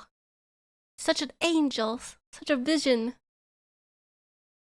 He had actual wings. He's so beautiful. I love him. So instead of forcing one leader to acclimate to a situation directly, it would be better to send a specialized leader and force to handle it. In order to do this, the Emperor used his genetic know-how and maybe a little bit of that forbidden stuff to create these genetically perfect gene fathers that had the ability to serve as his analog directly, and also serve as the leaders of the respective Space Marine legions. All 18, that's right, all 19 of his sons were meant to be directly molded by the Emperor himself, despite their genetic differences. And they go as follows in order: Lionel Johnson, Fulgrim, Percherabo, Jagatai Khan, Lehman Russ, Rogel Dorn, Conrad Kurz, Sanguinius, Ferris Manus, Angron, Robute Gilliman, Mortarion, Magnus the Red, Horus Lupercal, Lorgar Aurelian, Vulcan, Corvus Corax, and Alfarius and Omegon. Oh my god, how do you remember them all? It's hard enough for me to remember the factions, let alone the Primarchs for each faction. Man. His sons, finalized and crafted to be the warriors he needed them to be, were complete. But he may have decided to do a bit of dabbling with things he shouldn't have, and paid a price. Before the Primarchs were ready to go, an intervention by the gods of chaos prevented his plan from being completed as intended. Though the sources vary, the ultimate result of the Chaos God intervention was that all of the Emperor's tools were scattered throughout the galaxy at unknown places and times. Each one of his sons ended up in a completely different world, and instead of being able to directly influence their upbringing, these children were instead forced to experience the unique nature of their respective homeworlds. Some had a great time and lived in general luxury. Others, not so much. Oh, was that Angron? The one that looked all sad, had a bad time. I need to read his story. I think he's my favorite. Because I know he's a real sad boy. I mean, real angry now, but I mean, I really like him. His closest advisor, Malkador the Sigillite, saying, "All right, Chief, let's try this one again." The Emperor sensed, each of his sons were still very much alive, and one of the primary objectives of the Great Crusade shifted to reclaiming each of his sons so they could take command of their specific Space Marine legions and carry out his will. These original Space Marine legions that were created alongside their Primarchs go in order: the Dark Angels, Emperor's Children, Iron Warriors, White Scars, Space Wolves, Imperial Fists, Night Lords, Blood Angels, Iron Hands, World Eaters, Ultramarines, Death Guard, Thousand Sons, Luna Wolves, eventually Sons of Horus, the Word Bearers, Salamanders, Raven Guard, and the Alpha Legion. Wow. Space Marines, unlike their gene fathers, the Primarchs, are not made in a vat. There is a process to recruit more members from humanity itself, which seems a bit strange considering how massive a Space Marine is compared to a normal man, but don't forget, the Emperor is really good with genetics. Less good with anesthetic, however. These prospects are recruited across humanity from various reasons and methods, and are generally killed during that process. But sometimes they aren't, and they are able to go through more and more of the actual training to assess. What is the cinematic from? Is this from the game or is it actual cinematics? Because I have to watch the cinematics and that looks really good. Oh, it's from Space Marines 2? Oh, the trailer. We should play that then. We should really play it. It looks really good. Certain traits that are important and relevant to being a Space Marine. Most of the time, the common factor is a pure, unrelenting willingness to kill the enemies of the Imperium. After going through psychological screening, the prospect, now called a neophyte, goes under the knife to become a Space Marine. And here is a quick list of all the cool new stuff they get genuinely shoved into their bodies. A secondary heart, an organ that makes your bones grow, an organ that makes your muscles big, an implant that makes your blood stronger, a little organ that turns your white blood cells into super white blood cells, a brain implant that allows you to sleep while being awake, a priest. I want that. I want that. I want that. Do you think they can actually make that? I want that. Ice Road Trucker brain. That allows you to digest literally anything, a spinal implant that allows you to absorb the genetic memories of what you eat, bigger and better lungs that can let you breathe underwater, an implant that gives you stronger eyes, new ears that keep you from being dizzy, a brain implant that lets you go into suspended animation if you're in a bad shape, skin that acts like transition glasses, I almost got it in one take, a brand new kidney, the ability to taste the air and find enemies like a bloodhound, a special coating on your skin that allows you to be protected in space, the ability to spit acid, a gland that allows you to absorb the unique genetic makeup from the gene seed in the first place, and a straight up carapace that allows the Space Marine to interface with their power armor directly. Quite often. Wait. He said they can get the memories of genetic material that they eat? So if you eat a person, you get the person's memories?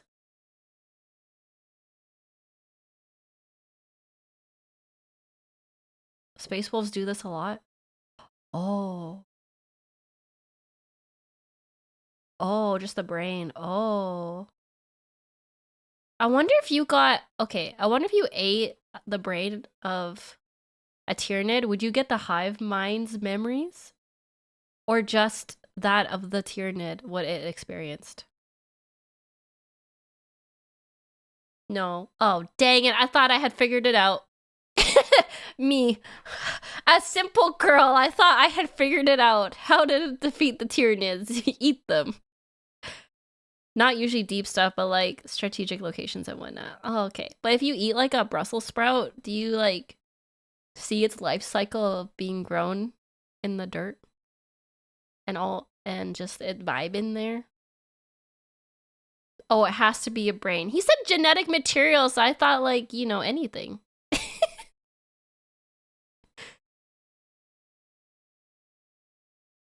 I see.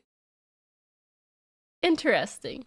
These are put inside of you at dubious levels of mental alertness and dubious levels of anesthetic. After a more generalized indoctrination into the faith of the Imperium and a bit more training and other important manners, they can finally be welcomed as a fully fledged Space Marine. A Space Marine is quite literally a walking tank that is armed to the teeth. Two of the more iconic weapons held by a Space Marine are their bolt gun, which fires explosive shells the size of soda cans, and a chain sword, which is...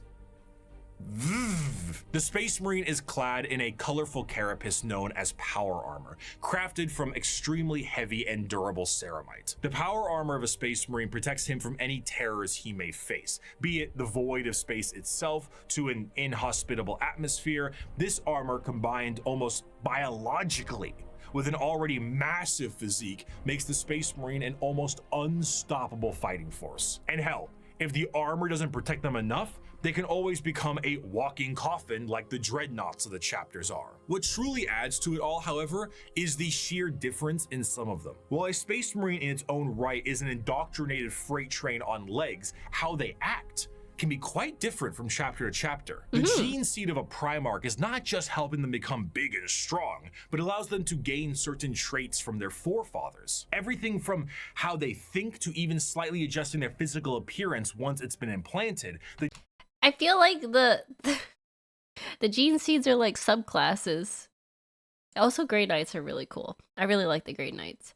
But it's like they're just like subclasses of Space Marines, kind of. Gene seed can be the personality of an entire Space Marine. Take the Salamanders, for example. Salamanders have a predisposition to fire as a whole, and tend to be extremely large due to the size of their Primarch, Vulcan, and his enormous stature. Whereas someone like Sanguinius, Primarch of the Blood Angels, share more vampiric features and more angel-like qualities. A gene seed is not just aspects of the Primarchs, but they are also flaws too. Magnus the Red and his 1,000 Sons underwent something known as the Flesh Change, a horrifying mutation that, while it made them strong psychers, would affect their bodies so terribly that they would mutate away from humanity. I feel like I mutated them to look sexy. If you look at, what's his name, Magnus? It's a sexy mutation. Where other factions have inspiration for their culture from our real world, like the feudal Japanese of the Eldar or Egyptian style the Necrons, each Space Marine chapter themselves carry an inspiration. The White Scars are motorcycle riding Mongolian fighters. The Space Wolves are Norse Vikings. The Dark Angels are Knights of the Round Table, and so on. This moves into their fighting style, and truthfully, there is no end to the characters and options when it comes to the Space Marines. Space Marines are... Oh, it's just Magnus that looks like that. Everyone else is just like globs of flesh. My bad. I rescind that. I take it. I thought I was judging that based off of Magnus. My bad. Are the main symbol you see, and while many of them can be simply indoctrinated warriors who only care about conflict and can be quite boring, then you meet Dante, or Bjorn, or Argel Tal, or Karn, or Lucius, or Erebus. And then you discover the wealth of these characters and tools of war you can have. For 1,100 years, I have fought and I have seen the darkness in our galaxy. I have seen the vileness of the alien and the heresy of the mutant. I have witnessed the sin of possession, and I have seen all the evil that the galaxy harbors, and I have slain all whose presence defiles the Emperor. I have seen what you will see. I have fought what you must fight, and I have slain what you must slay. So fear not and be proud, for we are the sons of Sanguinius, the protectors of mankind. We are indeed the angels of death. Yeah. Despite being the poster children for Warhammer 40k as a whole, the presence of a Space Marine is a rare sight. Oh my god, that guy got chainsawed in half! He got eviscerated! He got chainsawed right in half. Holy, that was crazy. For the countless trillions of humans across the galaxy. Seeing one of these monstrosities is like seeing something akin to an angel sent by the Emperor himself. He crushed his skull with his hand! And did I see that right? Did he literally grab that guy's face and crush it with his hand? Whoa! That's secret level and it goes hard. Whoa! Can we watch that? Can we watch that? Angels of Death are the essential fighting force to bring humanity back under the unified banner of the Imperium. Yet ultimately, the Space Marines are individuals torn from their families and conscripted to genetic modification and lifelong service for the dying Imperium. I'm sorry, I wasn't even paying attention to what Bricky said, because I'm watching people get absolutely annihilated behind him. It's a 120-minute episode. Oh, maybe we could watch it in the Discord together. She has to watch Astartes? I don't even know what Bricky's talking about. I'm just watching people get absolutely ruined. Imperium. And though they are held in an almost holy light, most believe they are above and beyond the people they are designed to serve. Once designed as the protectors of humanity, oh, child soldiers. Got it. Okay. Oh, this is stuff we already do about Space Marines.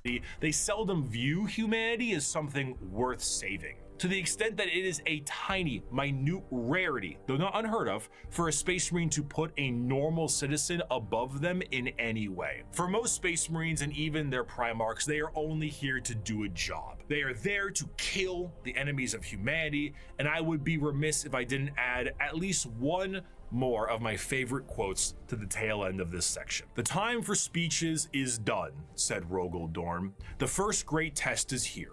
My order to you all is simple, yet heed it well, and exert yourselves to see it done.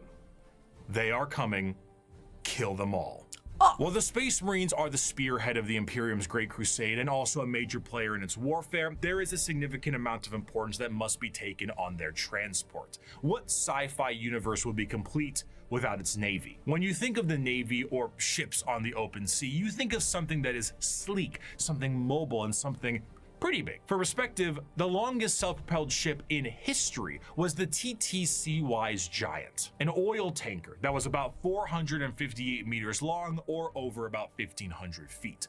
This right here is child's play in the world of 40K ships. A ship that is considered to be an escort vessel in the Imperium is about 3 times the size of a Sea-Wise Giant. Wait, do they not have normal ships for the water anymore? Or do they all fly?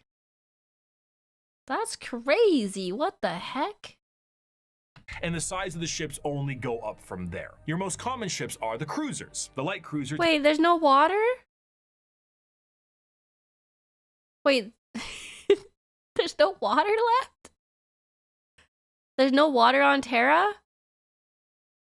Oh, what? When did that happen? Oh. I'm imagining Terra as just being like a beautiful, lush earth. We encase Terra in metal? Oh, I missed that part. It's fully industrialized. Okay, this makes a lot more sense, actually. They needed more space to put parking lots, so they removed the water. But we learned in science class that a planet needs water to be inhabitable.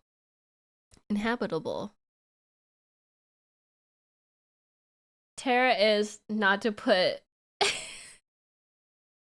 too fine a point on it, a shithole. Got it. Thanks, Grand Tourist. Thank you. The Emperor literally sentenced the woman who stole the last drop of water on Terra to death. Whoa, imagine being the person who stole the last drop of water. Oh, that's true. With space travel, there's a million other worlds that can provide the water. Whoa, so they're getting their water bottles from like a different planet? I wonder if they have like tier lists of the best planets with the best water for like the elite.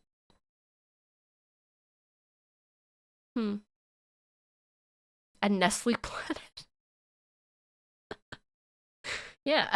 Tends to average at about 2 kilometers long, or just over a mile in length, where the Dictator class cruisers can be over 3 kilometers or 2 miles in length. The largest ships are your battleships, and they are tremendous. We're talking 5-mile long, half a mile high monstrosities that look like gigantic Gothic cathedrals and filled to the brim with weaponry. And not only are they filled with weapons, but they are also jam-packed with crewmen. Battleships tend to, on average, carry a crew between several thousand to several million. What? And they need every single one of those members because we don't have advanced technology for other things to pilot themselves or control themselves in a meaningful way because there's no AI. A lot of this stuff has to be done manually. Even the reloading of those giant batteries is a form of manual labor. Oh my and, god. Of course, generally speaking. Wait, they consider that AI?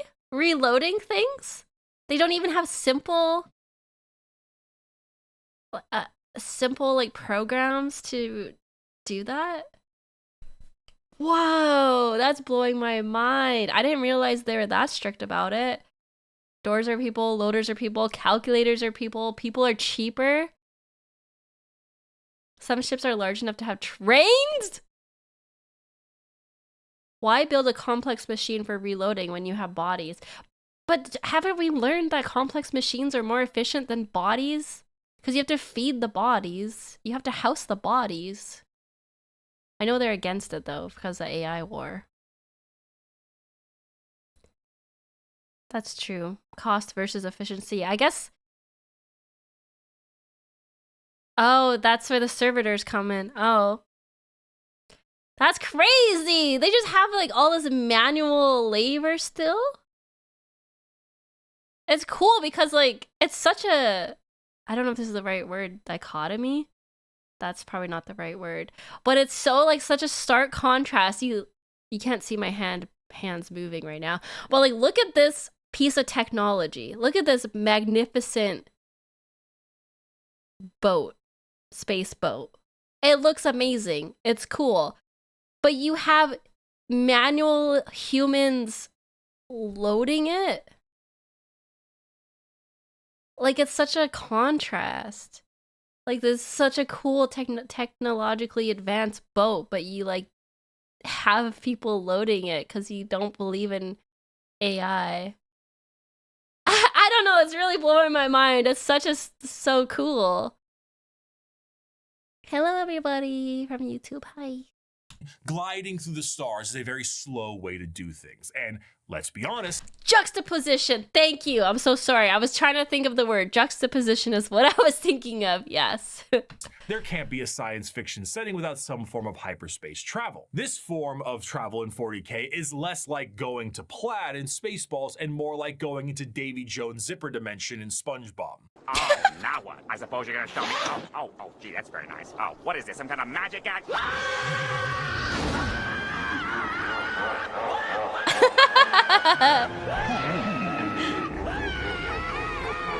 This is because it utilizes the immaterial warp to do so. Warp travel is handled by a navigator, which is an abhuman. It's a mutated human, don't worry about it. And they have a gene that gives them a third eye and the ability to help steer the ship through the warp, which, as we know, is hell itself and unreality. Now, this might sound exceptionally dangerous, and that's because it is. Now, the ship does have protection in the form of a Geller field, though. Originally, I assumed the Geller field is what you think it is. Is that Captain Picard from Star Trek? A large force field stopping all manner of horrible things, like demons from the warp tearing apart your ship. How wrong I was, though. So, space... Oh, that's from Dune? Wait, that's the same actor, right, though? Is it? Am I just mixing up bald men in space movies? Okay, thank you. I'm going crazy. I'm going crazy. Okay, Sir Patrick Stewart. Okay. Travel through the warp basically involves riding on the Sea of Souls. Hell is real and you can surf on it. So you allow the current to carry you and the navigator to direct. But how can a current of souls and unreality carry you when it doesn't obey the laws of physics, time, or again, reality? What a Geller field is not a force field, but a comatose imperial psyker dreaming of reality. It is not a bubble. It is a force of reality being projected by mutant sleeping beauty to counteract the unreality of the warp that you can then surf on. This, of course, is not a foolproof method of travel, and Geller fields can and do collapse fairly regularly. Being subjected to the warp itself Whoa. without this Geller field is a terrifying prospect. In the best case scenario, your ship will be torn to shreds, but there are countless instances of ships being thrown out of the warp randomly throughout time itself. You leave for a 2-day mission and you come back 90 years in the past. Maybe you feel like you're lost in the warp for a century and it's only been 45 minutes. And that is only if the waves of souls don't rip your ship apart or have demons arrive on it to do unspeakable things to the crew. The Imperial Navy is an astronomically powerful force for the Imperium because the sheer volume of ships and guns on those ships create firepower that can sunder planets. This is all juxtaposed with the sheer backwater nature of these ships. While they are manned by crews of zealots, they are also operated with such a backwater tech, it completely confuses the reader. You see the long batteries of portside cannons that the ship has, and remember that AI is heresy in this world and that all the mechanics are utilized by lobotomized slaves. So how do they load these? Well, they have gun gangs, massive gangs of hundreds of people manually loading these cannons. These are genuine gun loader gangs that get into gang wars and squabbles. No way, what? They're actually gangs, they're not just called that? Why? What is there to squabble about? You're just reloading guns. Huh? Are they just squabbling about whose gun is bigger? Who's the fastest loader? No AI in these streets. Just pure human slave power. Damn. On the ship's bridge, you may find the captain himself hardwired directly into the ship's chair permanently to control it the best they can. Giant screens of hololith data fill the room, and sensors across the ship are just as likely to tell you information as a serf running up to you with a scroll of parchment is. What? Do they have carrier pigeons too? I feel like they got carrier pigeons. If they got people running up, they got messengers from the medieval days on these boats. What? They got carrier babies? Oh yeah, the cherubs.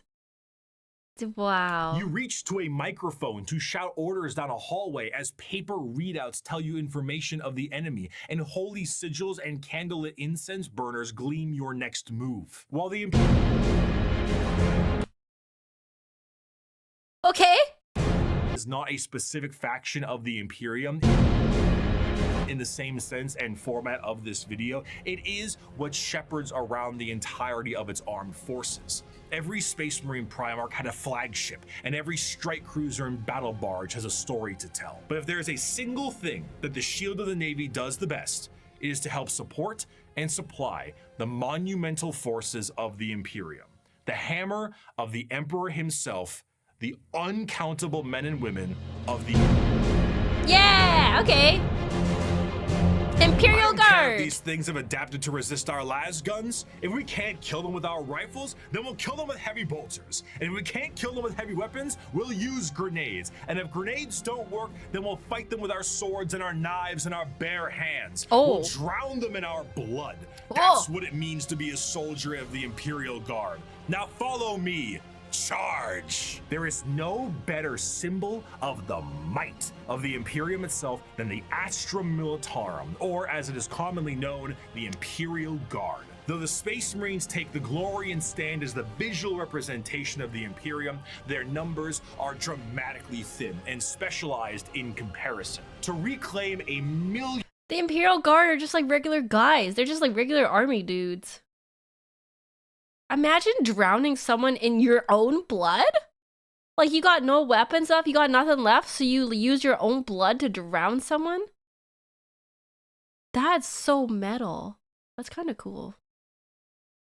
They are a horde army. They're just like, oh yeah, this army is like ants, right? You need so many of them to do things.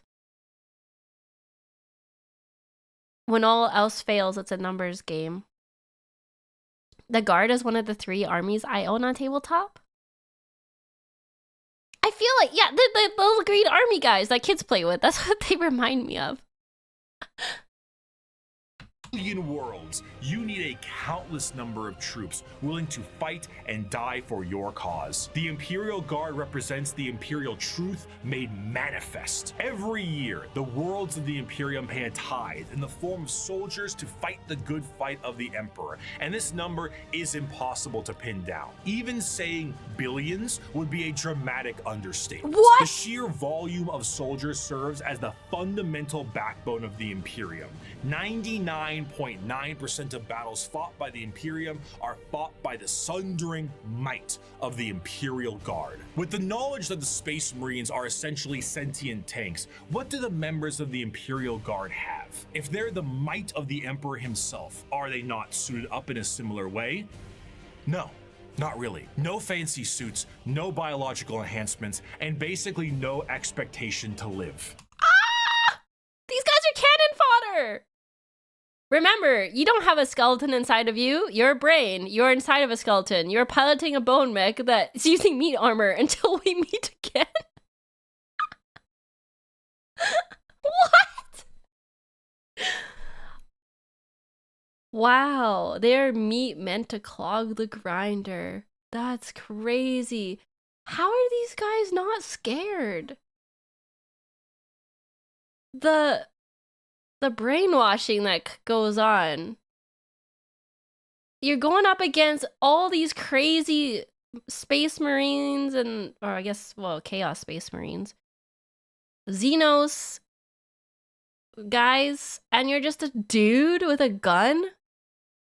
They are scared. They get shot regularly for desertion. Oh man, damn, this is rough.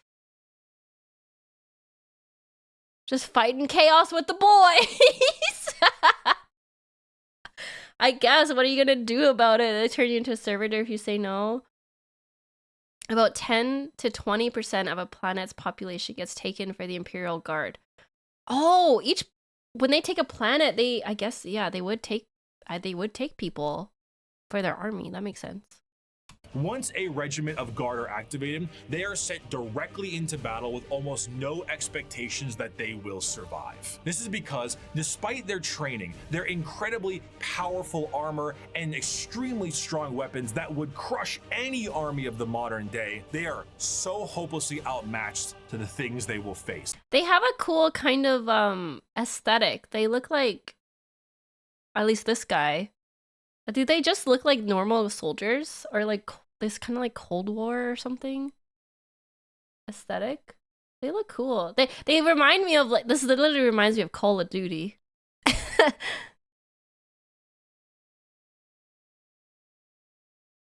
Oh, each group looks different from planet to planet. That makes sense. That's the guy who executes them. Yeah, it's World War I, World War II vibes. That's what I was thinking. Sending a member of the Guard is throwing a rock at a nuclear bomb. However, where they lack in advancement, they make up for in sheer numbers, and their overwhelming force can be the difference maker in any deployment they face. Quantity is a quality all its own. True. If they do happen to survive, they will be sent to the next battle, and so on. Seldom do members of the Astra Militarum get old or retire, and those that do are truly to be feared. There's an old saying that the average lifespan of a guardsman is about 15 hours from deployment, and considering the sheer number of guardsmen out there in any given battle, that number is probably accurate. 15 hours. Oh my God, what? When several million of your pool of guardsmen die within the first few hours of combat because the orcs threw a moon at you, it can really screw the numbers. The soldiers of the Guard are conscripted and trained on an incredible number of worlds in the Imperium, and these worlds can impact their training and their combat style directly. The most famous visually are the Cadian shock troops. Oh, we're talking about Cadia. It's gonna get sad in here. Cadia stands! But other notable guard factions include the gas mask-clad Death Corps of Krieg, the Rambo level of Catachan Jungle Fighters, and the Iron-Willed Mordian Iron Guard. This also helps them specialize against individual types of enemies. The Indigan Prefects are a special guard regiment that came from a planet whose planetary governor, the leader of the planet, thought it was fun to collect exotic animals, which then crossbreed and then became the giant freight train-sized monsters destroying the planet. So the Indigan Prefects are specialized for big monsters. Hello, Tyranids. One particularly interesting officer in the Guard is the enforcement officer known as the Commissar, and they are one of the more visually striking members of a regiment. These are specialized Imperial officers and act as morale officers, but instead of singing songs to the Whoa, she looks like a pirate! Or like Napoleon. Both? troops and providing hot meals, the commissars are there to make sure that the members of the regiment continue to fight to the bitter end. If a soldier does not meet the standards of the commissar, the solution is simple. There are trillions of other soldiers out there. We don't really need you. Combat fatigue? Headshot. Concerns about the conflict? Headshot. Fleeing the battlefield? You bet that's a headshot. Do the commissars really just look for people who aren't fighting and kill them? Damn. That's cold. Even if you're just tired? If you're just like sitting down for a moment to tie your boot? Headshot. Look at the flowers. They're required to. That's their main job. They are the morale officer. Oh my god! That's a crazy name for them. The morale officer. Napping on the job is a headshot. Considering that these officers tend to be outside of their regiment, feelings on them can be mixed. And in fairness, certain commissars, like the esteemed Ibram Gaunt or Caiaphas Cain, tend to do a bit better with the whole people talking part. Because if, say, you were trying to tell a beefed up Catachan jungle fighter what to do, you might take a mysterious leave of absence inside a carnivorous plant. But no matter what I say, I don't think I can truly convey the sheer might of the Imperial Guard, so I'm gonna get a visual aid. Let's take a look at this image right here, right? This is the cover of the 9th edition Codex for the Astra Militarum, the official cover art. Your eyes may be drawn to the dark and brutal looks of some of the main members on the front and the gigantic orc they are attacking. But zoom out a little bit. There is no floor. There is only people, and behind those people are tanks, and behind those tanks are flying artillery shells. There are 2 enormous transport ships in the sky, and their ramps are down, and on their ramps are more people. The Imperium is described as having 1,000,000 worlds. 1,000,000 worlds. And each one of them gives soldiers to the Imperial Guard for the tithe. What?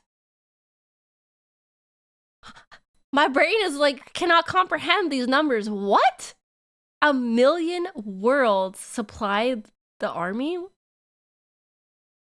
They take a tithe from a 1,000,000 worlds? Just do 8 billion times 1,000,000? How? Okay, but if there's no floor, if they're like that packed in there, how are they shooting anything? They would just be shooting each other. I don't know much about military tactics, but that's crazy. Yes!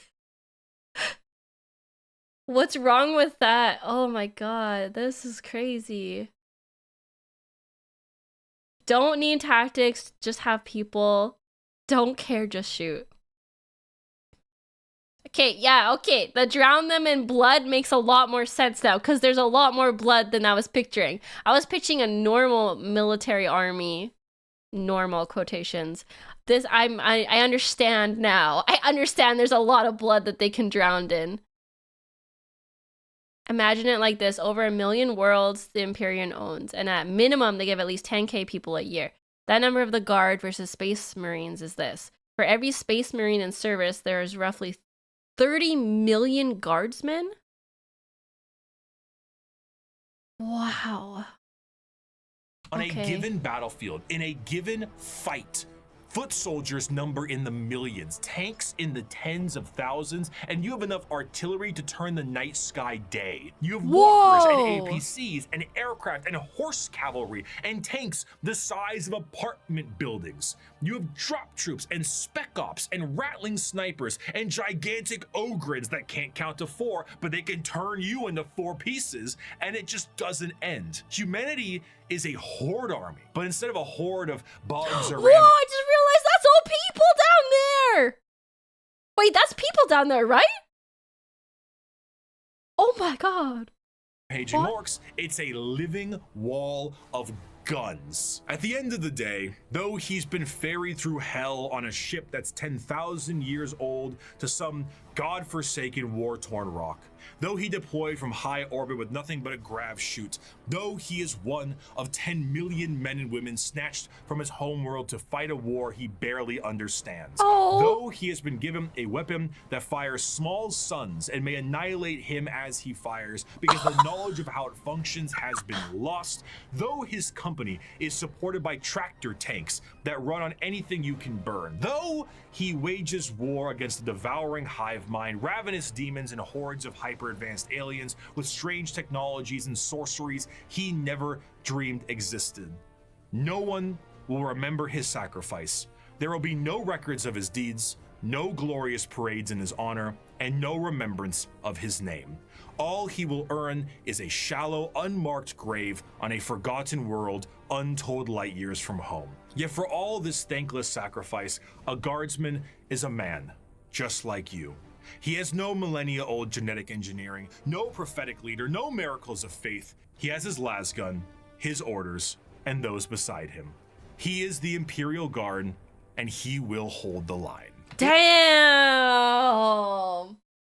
07 Imperial Guard. He's just a guy just doing his job. I feel like the Imperial Guard is like the saddest faction. That's so sad. They're like not even people. They just exist to shoot for a couple hours. There are sadder than this, but like it's just such a meaningless loss of life. I guess it's not meaningless if they wins wars. You do it because your family might be standing with you, your best friend, and you have a lot of you, I guess. I guess you don't really have a choice either. The indomitable human spirit. Meaningless. I didn't mean meaningless. Don't call the Inquisitors on me. Nope.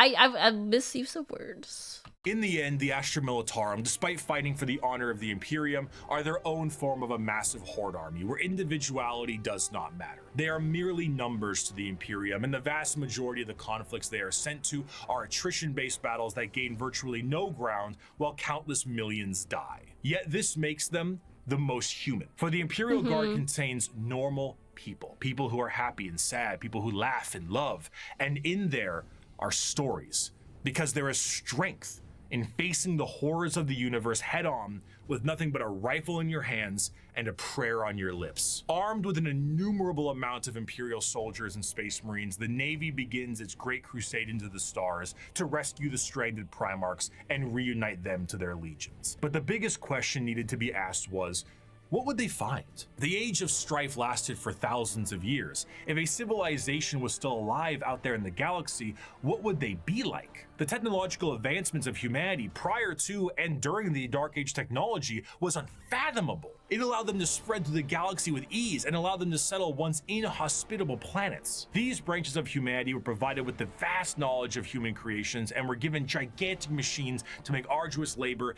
and ease. The spreading of these massive colony ships was known as the Long March, and these ships would be retrofitted into settlements upon arrival to their new homes. Accompanying them were the gigantic pieces of farm equipment that served multiple purposes and the specialized pilots that could maintain them. They were not only able to tend the fields and do labor, but when interstellar communication was cut off, they also did a great job of protecting the colonists. Look at all the little baby skulls. Those are their messengers? Their messenger skulls?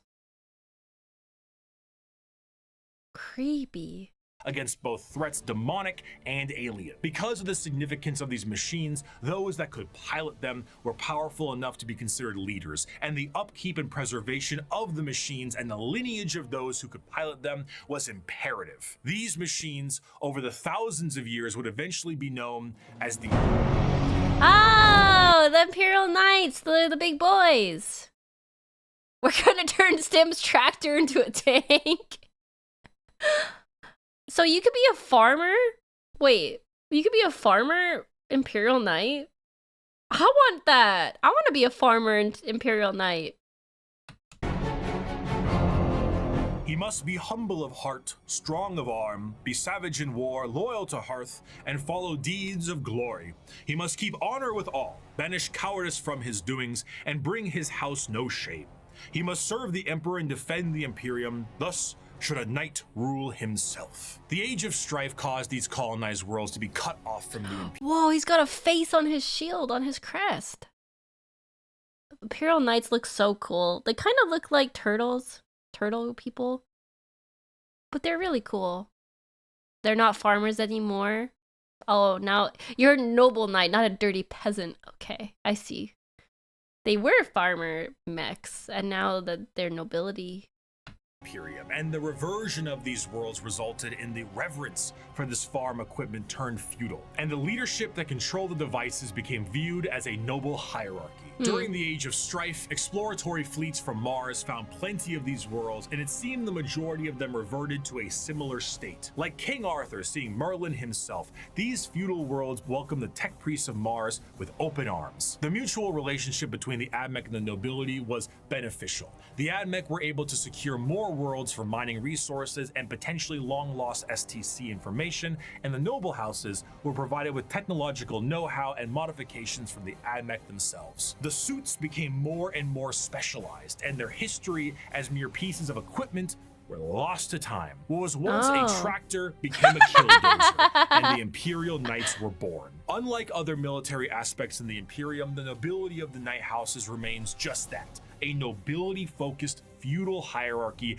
that swears fealty to either the Mechanicum or to Terra. Like the knights in our history, once they swear fealty, they can be called to aid their respective allegiance in the heat of battle. The ones that swear fealty to Terra are led by the High Monarch, while the ones with the Mechanicum are led by the Princeps. The ones with Terra might be sent directly to the front line of war, while the ones with the Mechanicum tend to be sent to protect the Forge world. And the heraldry of these houses is what you'd expect from a generic history of knights. Houses pledging allegiances here and there, your run-of-the-mill War of the Roses aesthetic. Except instead of ponies, you have gigantic death machines. These knights can't seem to be piloted by any old person, however. A member of the nobility of any given knight house must go through the ritual of becoming. This ritual involves them sitting on the device used to control the knight, known... Are they like plugged into it? They have to be like conjoined? Think Pacific Rim? I don't know what that is. I'm thinking like Avatar when they touch their like tips together. Wait, that might be something else. Okay. As the throne Mechanicum for a full night. What's wrong with that? I mean, sitting in a chair for a full evening sounds pretty great right about now. So, a pilot cannot drive a knight. They can, but it moves about as effective as Ripley from Aliens 2. You know, lifter thing. It is, in a sense, a beast that must be controlled, and a pilot must merge with it. The mind of the noble is connected to the machine and must fight with the mental signatures and personalities of the prior pilots as well. Everything a knight experiences in battle is... Okay, so they basically have to attune to it. Like a D&D special item. They have to attune to it. They have to get attuned to it. Be one with it. Yeah. Felt by the pilot themselves, be it the general movement in the battlefield or damage sustained by the machine itself. If a knight's leg is blown off in battle, the pilot could experience a broken bone in the same spot. The merging to the machine forever changes the mentality of the noble that experiences it. This connection reinforces a strong degree of nobility and honor in the pilot, and a desire to fight for the glory of their house until the bitter end, as their ancestors ancestors' minds are linked directly to the knight. The size of these Oh. knights can vary, but generally speaking, they stand in the ballpark of 30 to 50 feet tall and are protected by a thick adamantium armor. Beyond that, they have their own unique ion shield generators that give them added protection, and when it comes to their looks, the most common pattern across the Imperium is the Questoris pattern, and is honestly the one you're probably thinking about right now. But there are also smaller versions like armigers and bigger ones known as the Dominus. As for a loadout, these guys are essentially a violent Mr. Potato Head. Battle cannons, Gatling cannons, heavy flamers, thermal cannons, up close and personal, how about a gigantic chainsword or a straight up gauntlet? And for that empty spot up top, screw it. More autocannons, maybe add some missiles. Whatever you can do to make it as over the top as possible, you gotta do it. A squire serves a knight serves a lord serves a baron, and a baron serves a monarch. So who does the monarch serve? He serves every subject, from the rudest serf to the members of the court. Chivalric fealty, when ideally practiced, is not a pyramid, but a circle. Ironically, on the surface, night worlds themselves are one of the least grim dark settings in the galaxy. Reverting to an ancient time with knights and peasants is almost an escapism from Yeah, it is kind of like an escapism. I'm like, this don't sound so bad. Sure, they have to like attune to a mech, like Evangelion. They could get their arms blown off and they can go insane, but that don't sound too bad. I would take that. I think that I would do that. That sounds better than anything else. The attunement can kill you. At least it kills you. It doesn't torture you as you die. Probably it might, but at least it just kills you. the techno hell of the modern Imperium. But this, of course, doesn't make it great for everyone. It sounds fun on paper to play a game of knights, but it's not so fun when you're the peasant of that world. For the knights themselves, the knights give their entire lives to the Throne Mechanicum, and their reality is not their own, as they have to hear the voices of thousands of generations of their ancestors controlling their actions. Oh, yeah, okay. That might make me go insane too. If I had to listen to the voice of my mother and my grandmother and my great-grandmother and my great-great-grandmother and my great-great-great-grandmother and my great-great-great-great-great-great-grandmother all the time telling me I'm messing up and doing it wrong over and over and over again, I think I would go a little insane. I think I would go a little insane too. They will stop you from doing unhonorable acts or force fights. So I wonder, okay, they say that you have to, they are passed to nobility, but like, I wonder if any like noble from a different house, clan, family, planet, whatever, got put in a different knight, you know? Like, would their ancestors be mad, be like, hey, you're not one of us? Or would they not even attune to it? Oh, I would probably reject them. Interesting. That lobotomy is sounding pretty good right now. It would be rare but possible. I kind of want to write Warhammer fan fiction. Is that weird? I kind of want to write Warhammer fan fiction about like this right now. I think you could tell so many cool stories in this setting. Please do. We need more stories about knights. I'm doing it. I'm self-inserting myself as a knight, just so you know. And I'm going to be a Mary Sue, and I'm going to be super powerful. And their lives for as long as they live. It's a strange dichotomy. When it comes to Warhammer, most to all jobs tend to be terrible. However, if there was one that could be considered enjoyable, it would be the pilot of a knight, or a princeps of their larger cousins. While it does contain I know in Titanicus, there was a prince from a different Mechanicus house put into a Titan from a different Legios. The machine accepted him, but the crew had some growing pains. See, that makes a great story. I love that story already. I want to read that story. That sounds great. A lot of people write fanfics, and sometimes they're just as good as Black Library. It's Black Library. Honestly, I'm a fanfic enjoyer myself. I've read some fanfics that are like masterpieces. Like, they're better than most novels I read. There's some really good fanfic writers out there. an egregious amount of hardship to be a night pilot, you do enjoy a wealth of privilege. A night pilot is often an asshole who can back it up. The rich noble that, despite his braggadocious behavior, is still very much him, and he will continue to be him. But knights are not the only thing that the Imperium found lost in the stars during their Great Crusade. Due to the circumstances of the Age of Strife, humans were changing and adapting to their new homes they were now isolated on. Some of these humans evolved over thousands of years to adapt to these areas, and they were known as abhumans. Many abhumans found their way into the Imperial Guard or other lesser positions in the Imperium if they were not wiped out immediately for being too different from their human counterparts. But their abilities and appearance vary from planet to planet, and one particular group of abhumans have made quite a name for themselves in the center of the galaxy. Oh! Votan? This is the new race? The new faction? Rock and stone to the bone!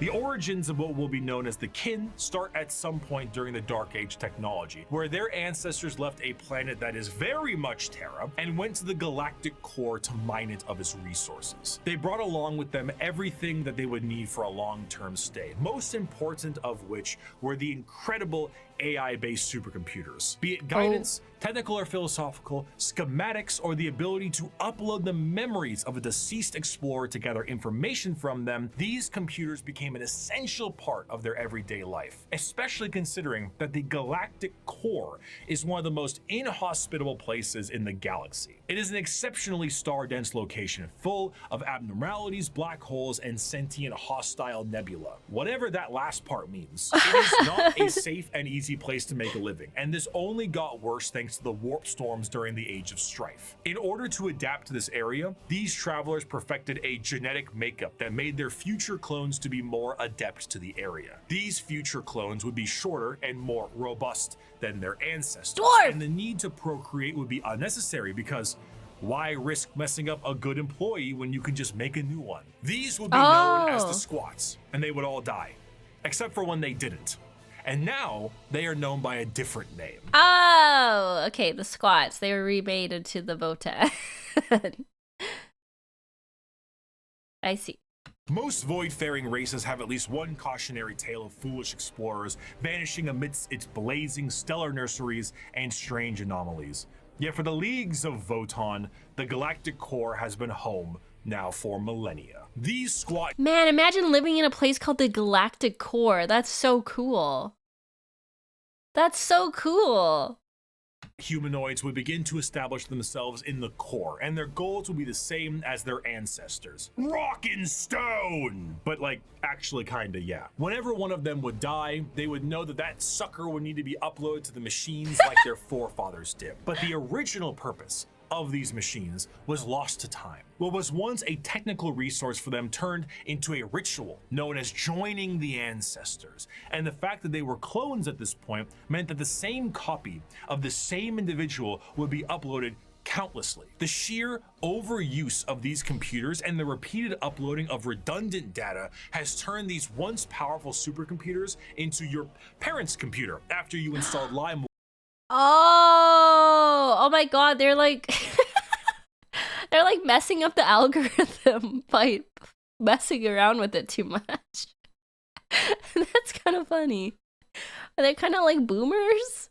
Wire on it, and whose 50 Google Chrome tabs definitely contain information they will return to one day. So much corruption that these computers began to develop the makings of a personality of their own. These would be known as the Votan, and the kin, this dwarf-like abhuman of humanity, would revere them. The Votan still operate to this day, but the volume of corruption have made anything outside of their very basic functions highly unpredictable. They may not answer a question for centuries at a time, and if they do provide an answer or data, it has become so corrupted and so incongruent that it takes a literal kin wizard to comprehend it. The kin, much like the dwarves of fantasy, exist nowadays as a mercantile species that constantly work to— Wait. Where did the kin come from?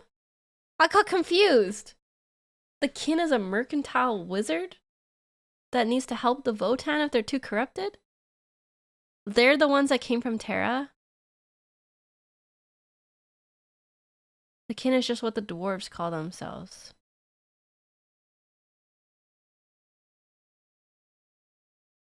Okay.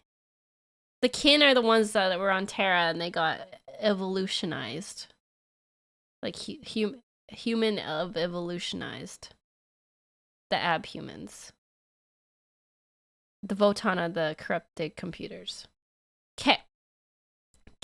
To mine and manufacture. However, their capitalistic desires are dangerous. The biggest crimes a king can face Imagine capitalism being dangerous. Are being lazy, unproductive, and breaking a contract. Stellar conflicts have broken out over hundreds of years due to the breaking of a deal. So if you signed a contract with a kin, you best stick to it. Because of this, the kin have been known to interact with other species in a fairly common manner. This includes humanity, who have met various members of the kin multiple times but constantly considered them to be all a different species. Famously, the Imperium noted that the kin they referred to as the Squats were their own species and were wiped out by the Tyranids. Little did they know, they were still around. The kin are acutely aware of two things. The first is that the humans of the Imperium are deeply terrified of technology. So the sheer existence of the Votan is a secret as well as the truth. Yeah, they would go crazy if they knew about the Votan. Because they hate AI and the Votan are just like, oh, we love that shit, yeah. Oh, it's a secret. Okay. Extends also to the Iron Kin, sentient robots that are treated in the same esteem of flesh and blood kin because kin is kin. The second thing they are aware of is where they're from. They are fairly confident that they are from Terra, and they know that if this secret was to be known by the Imperium, that the Imperium might want to take ownership of them and everything they've built. So the more alien they are, the better. Now, this sounds fine and good, right? What could possibly be wrong with these guys besides the hyper late stage space capitalism? Well, we have to go back to their creation. The kin are an entirely clone-based race made from the computers that are exceptionally difficult to recreate. These machines, the Votan, are becoming more and more unpredictable and derelict. If anything were to happen to these machines, it would be a twofold ending of the kin. New kin cannot be reproduced, reducing their numbers, and the existing kin would have no further purpose because the end that awaits them would be non-existent. The horror of the kin civilization is that the entire purpose of their lives is to do the best they can at their duty and upload all they know to the Votan, their ancestor cores, join their ancestors. But doing so is actually the thing that is killing these supercomputers in the first place. Oh my god, they're destroying themselves! What? They're basically old boys that only have toxic yaoi. What? Oh man, this is like kind of blowing my mind a bit. This is a lot. The cloud is their heaven, but they're out of storage. What a great way of putting that. Dittersdorf. Okay. The ancestors were dead, but through the first truths their legacy continued. And though their eyes had shut long ago, indeed the ancestors were watching, not with a gaze from eons gone, but with the eyes of every living kin. Each generation was the embodiment of the ancestors cast anew by the Votan. The galaxy changed. Stars died, planets were destroyed, and civilizations fell. But as long as the Votan endured, the ancestors still lived. I do want to end this last bit with an enjoyable quote from one kin. As you may have assumed, the Leagues of Votan are space dwarves with a corporate sci-fi motif, but they are still very much dwarves. They're squat, they're strong as hell, and they hold serious grudges. This time it's just more about your contracts than anything else. And so because of this, they might treat most things about how you would expect a capitalistic dwarf would treat things. You misunderstand, human. I am not here to debate. I am not here to compromise. What you see as yours, I am taking for my kindred. Do you want to bargain? Torek, unholster our means of negotiation. As the Great Crusade continued, humanity would find— What a great line. Unholster our means of negotiation. I kind of like them. They're kind of funny little guys. I need to learn more about them because my mind is a bit blown about the Votan, but they're cool. I love me a good dwarf. I love me some dwarves. Their missing Primarchs, reestablish the locations of all of their various worlds, and finally reclaim what the Emperor was always hoping for. But eventually, all the Emperor sought to build would be his undoing. His original attempt to have all of the Primarchs lead his great armies and usher humanity into the better ages would end up crumbling down. And we will learn about how the Imperium backslides and the horror of the modern day of 40K in part 2. Oh! I will see you very soon. That's the end! Thank you so much for watching. Okay, that's the end. Wow, we didn't even get into all the Space Marine factions. The Votann are only a few years old in terms of tabletop life, so they're short on lore. Pun intended. Oh, I see. Well, there we go. That's part 1. That was a hefty part 1. That was a chunky video, 2 hours, and I just did the second half. Still waiting on part 2. I feel like that must take a lot of work to film, so hats off to Bricky. Thank you for the updated video. That was great. Wow. My head is trying to make sense of everything. I'm excited for part 2. I want to learn more about the Primarchs and their factions. Hello, everybody. Hello. I'll thank all the subs. I have it turned off for reacts so that we're not taken out of the immersion. I love my immersion, but thank you everybody for the subs and all the support. There's still a few Xenos races and Chaos Space Marines to go over. Yeah. I love the Chaos Space Marines. And write toxic Warhammer Yaoi fanfic. That's on my list to do. Maybe I should write a fanfic and read it to you guys. Or maybe not. Well, it depends how spicy it gets. The Primarch stories are pretty sad. I want to learn more about Angron. He's gone up the ranks of my favorite Primarchs so far. Someone asked me if I knew what his model looked like, and I don't. Angron got done so dirty. Top tier tragedy. Man, I love me some tragedy. I love tragedy. Definitely watch Angron by Warrior Tier. We could do that. It's on Games Workshop website. We should do I think I'm gonna do a sub goal for a painting miniature stream, and maybe we'll look at miniatures and discuss techniques. If there's anyone who's really good at it, I will need help. I'm gonna watch some videos on painting, but I know there's like a certain way to do different things. Time to look at plastic crack on the Warhammer web. I'm gonna thank all the subbies first. Thank you guys for all the follows. Titanic Mark, thank you for the follow. True Band Damage, thank you for 2 months. I appreciate it so much. Thank you, Speaking Dopio. Thank you, Jacer, for the 3 months. Oh my god, it's been 3 months already. Welcome, Hyrulean Hawk. Welcome, Next. Miko TV. Joey is here.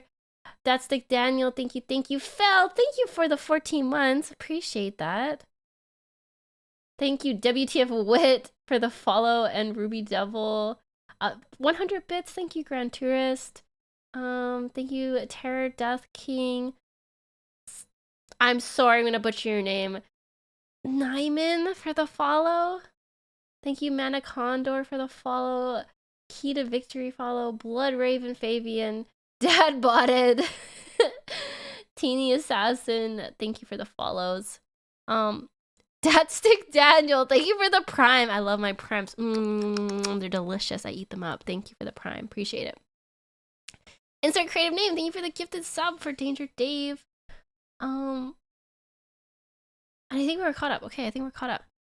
Primes are so good. I mean, you only get 1 prime. I love it when people give me their prime, so thank you.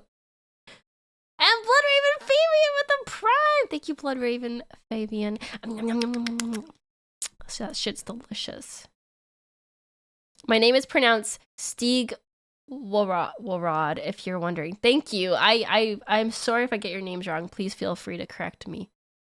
I've done painting for 7 years or so, but there are a lot of really good YouTube channels for learning paintings.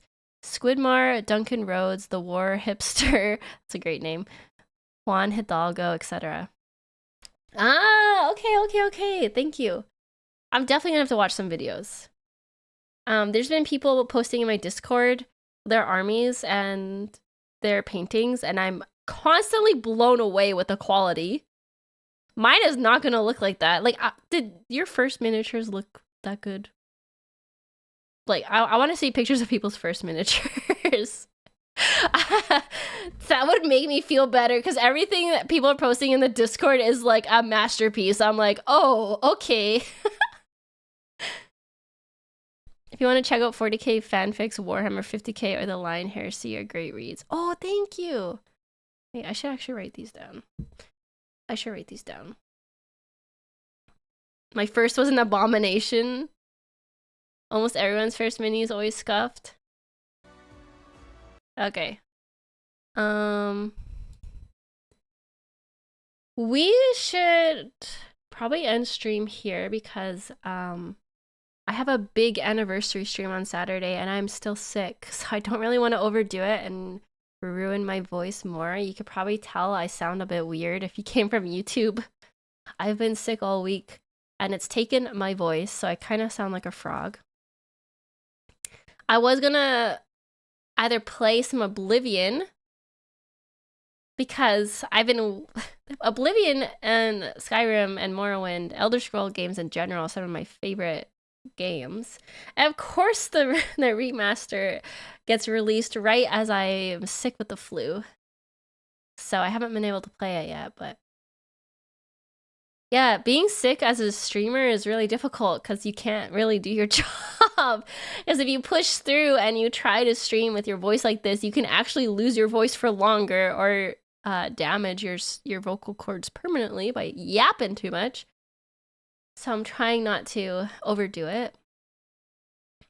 Thank you for the gifted, Tropia 2. Thank you for the 2 gifted. I appreciate it. W timing like usual. I'm sorry, Kitsune. I'm blessed with Nurgle kisses. Daddy Nurgle, Papa Nurgle, Granddaddy Nurgle.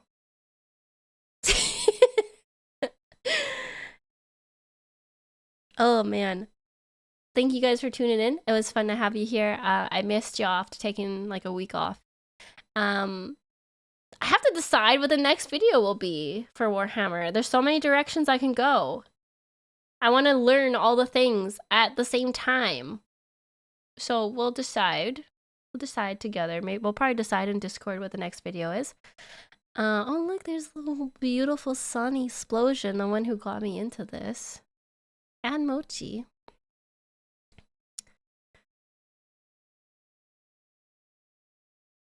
Yeah, there's no wrong way. Thank you for that, Blood Raven.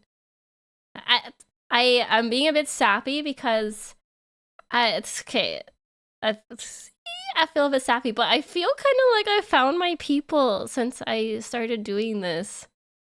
I've always been I know Warhammer's not really a TTRPG. Like, you can play it on Tabletop Simulator, but I just really love these types of stories. I like the lore. I like the setting. It's funny because Duologues, my boss, was like, I'm surprised you never got into Warhammer before because you love tragic stuff. You love really tragic, sad stuff and dark storylines. And I'm like, yeah, I do, but I didn't realize Warhammer was that. And now I just love this stuff. Everyone's been very nice and welcoming, and it's been really fun to learn the lore. I feel like no one's really like gatekeeped me or anything. Everyone's been very kind and hasn't scared me away from it with all the blunders I make. So thank you. I'm gonna make a lot of mistakes as I figure things out. There's a TTRPG called Dark Heresy. I have heard of that. I'll have to look into it. I am gonna play the Space Marines game, I think. We talked about that earlier. Time to post more slutty Primarch art. I love how slutty those guys are. I love the Primarchs. We're happy to educate you about 40k. Thank you.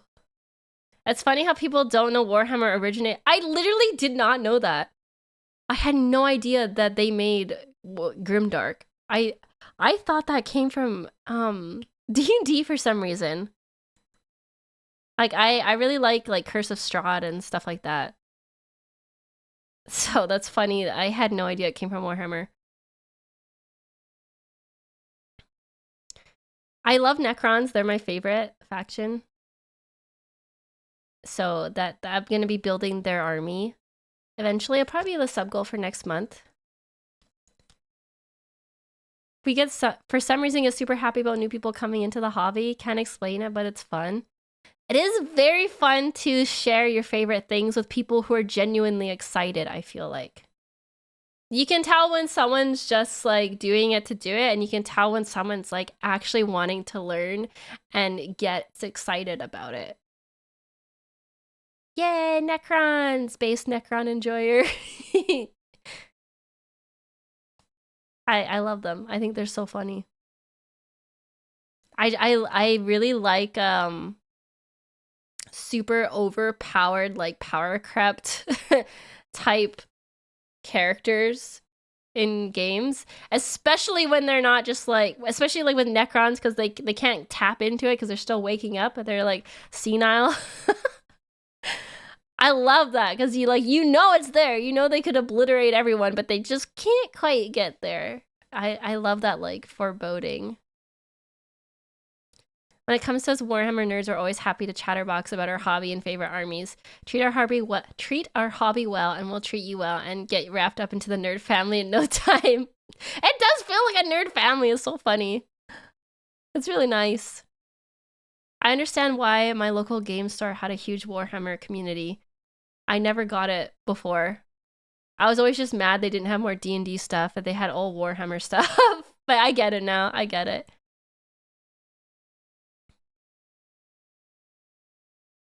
Trazyn the Infinite is the best. He is the best. Mr. Steal Your Girl. Steal Your Artifacts. I love him. Have you heard Henry Cavill is making Warhammer 40? I thought someone mentioned that in one of my streams, but I haven't done my research to see if that's true or not. I just ordered Infinite and the Divine, actually. I just ordered it. It hasn't arrived yet. But everyone was saying it's like an amazing book, so I'm excited. Can we react to Mochi's react vid? I think I'm gonna end stream here so I don't totally ruin my voice for Saturday's big stream. It helps that Warhammer's so dense, there's pockets of fans within the community for specific things. You can pick and choose what you want to hyper focus on. That's so true. That's so true. Amazon bought the rights to make a 40k movie or series with Henry Cavill as like, I'm assuming, I know Henry Cavill's kind of like a nerd like us, because I know he played all the Witcher games, because he was in Witcher, right? And then he quit because they like didn't go with the original story. I know he plays D&D. So he plays Warhammer too. He has a Custodes army. I think that's great. If he's gonna be an exec, that's amazing, because he's gonna do it true to how it should be.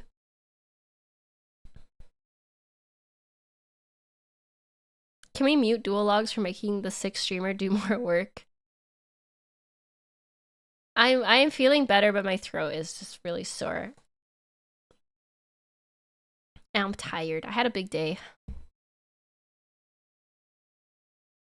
Necromunda is a 40k game that takes place on one planet. You should check it out. Ooh, I'll write that down, Necromunda. Thank you for the prime. Give me some salmon. Yum, yum, yum, yum, yum, yum, yum. I love your primes. I feed off of them. I'm like the emperor with souls, except it's prime for me. This is how I sustain myself. You can watch Henry Cavill clip nerding out Warhammer. Henry Cavill's awesome. I saw this interview with him, and he was being interviewed. I don't know the interviewer, but he was kind of He was kind of rude. And the interviewer was like, so I heard you're kind of like a nerd. And you like Dungeons and Dragons and like video games. Like, is that real? Is that true? And he was like, yeah. He's like, you build computers and stuff? Like, aren't you like embarrassed by that? He's like, no, that's cool. And I was like, based! W. Henry Cavill. More people need to be open about their hobbies and not let like weird, I don't know, celebrities make fun of it. He almost missed the Superman casting. Wait, he played WoW too? We need more people like him in the spotlight. Don't you hide your power level? What? Am I supposed to be hiding my power level? No. He was addicted to WoW and almost missed being Superman. That's so funny. Kill the part of you that cringes at yourself and you become so much happier. True. That's how you meet your people, honestly. That sounds kind of cringe, but it's true. Once you start doing the things you like and talking about it, you meet other people who like the same things as you. And then before you know it, you're surrounded by people who like the same things as you, and you don't have to feel weird about it because everyone likes it and you're all like cool. If you hide it, people won't know how based you are. Can we talk about how that interviewer was weird about the actor liking a game where you play a role and act? True! I didn't even think about that, but that's true. The video of Henry Cavill building his PC is so damn hot. I haven't seen that video. I built my PC. I wasn't hot though. There's a lot of swearing involved and crying. It wasn't hot at all. I played WoW from the Burning Crusade all the way to Dragonflight. I played WoW during Lich King. During Lich King. Sorry, my brain stopped making words. Wrath of the Lich King. It's a C.S. Lewis quote that goes to the tune of, when I grew up, I threw away childish things like being afraid of being childish. Whoa. That's deep. Wrath is my favorite, yeah. I mean, I might be biased because it's nostalgic for me because that's when I played, but I just like the aesthetics of the Lich King. He's one of the best characters.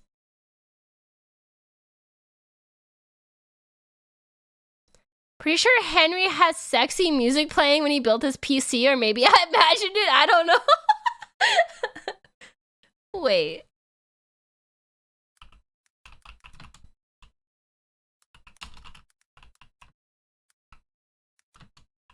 PC build? I'm curious now. Is it this? Henry Cavill famous PC build original video?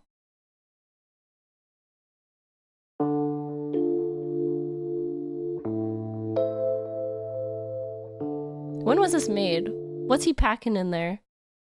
3 years ago. What's he putting in his PC?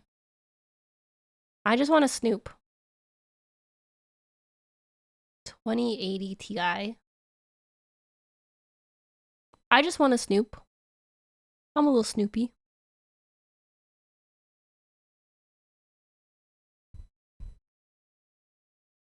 For science. For science, we'll watch it.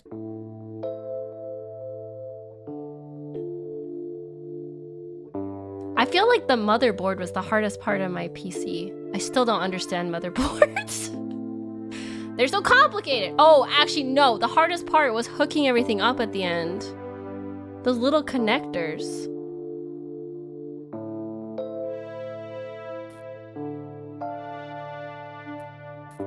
Oh, he's putting his CPU in.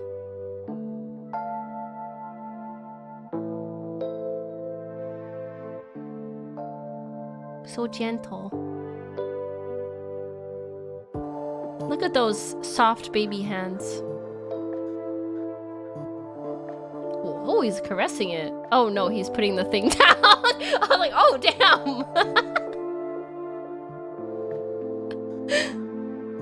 Yay, it's in.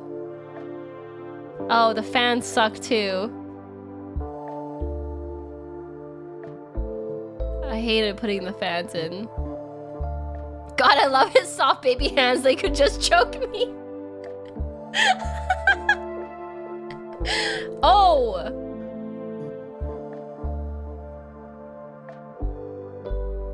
Okay.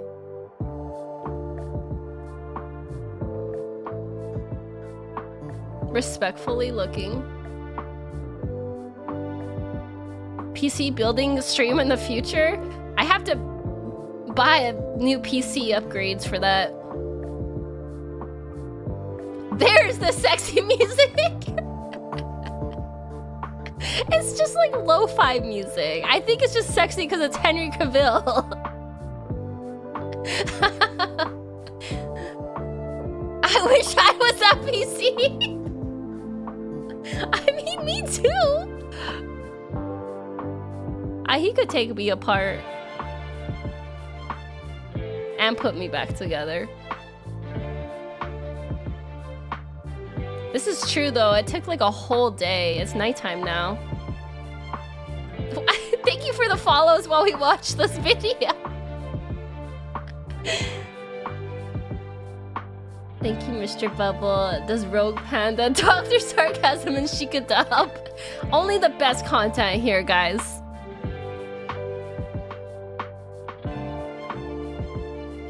Congrats on joining Glitch Stars. Oh, thank you. I'm actually a manager of Glitch Stars. I manage part of Glitch Stars, but thank you.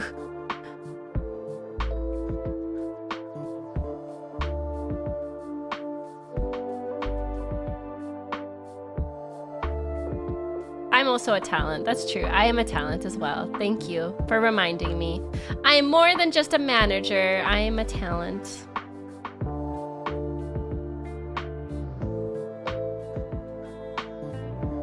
I'm just a baby streamer though. I don't have much time to stream.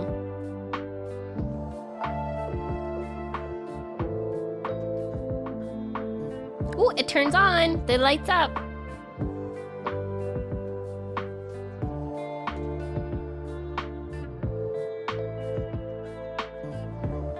First try?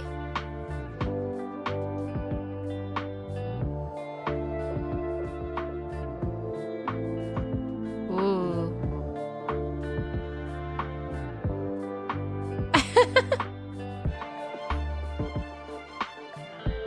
One day later, had gaming to do. Very relatable.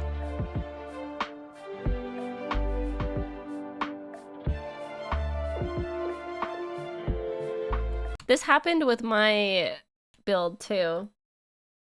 Prince, my mod, was helping me with it because I needed to be told what to do.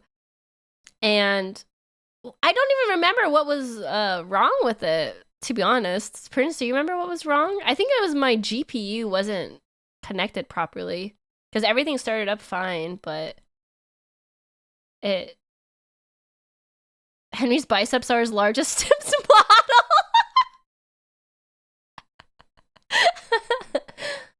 Yeah, they are.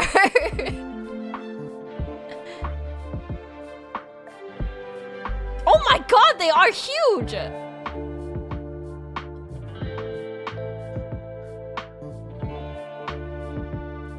Gotta clean it off. Very gentle.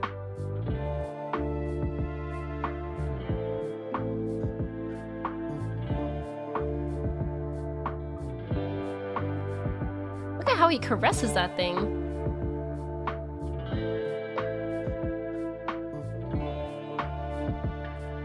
What's he putting on it? Thermal paste? Oh, for the fan.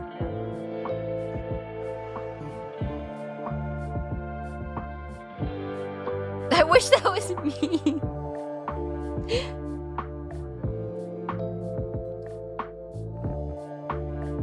So sensual.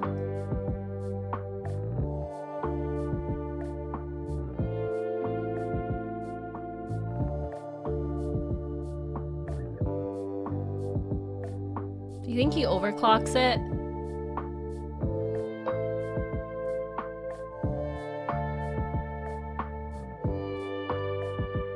That ends.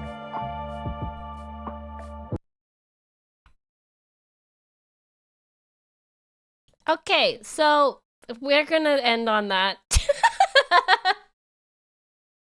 He can overclock me any day.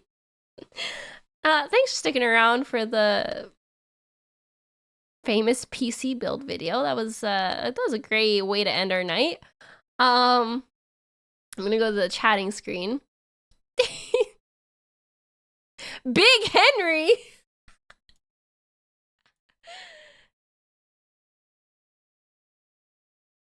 All right. So that was good. That's still a 3-hour stream. I went longer than I thought. I'm glad my voice didn't give out. I was worried I was gonna lose my voice.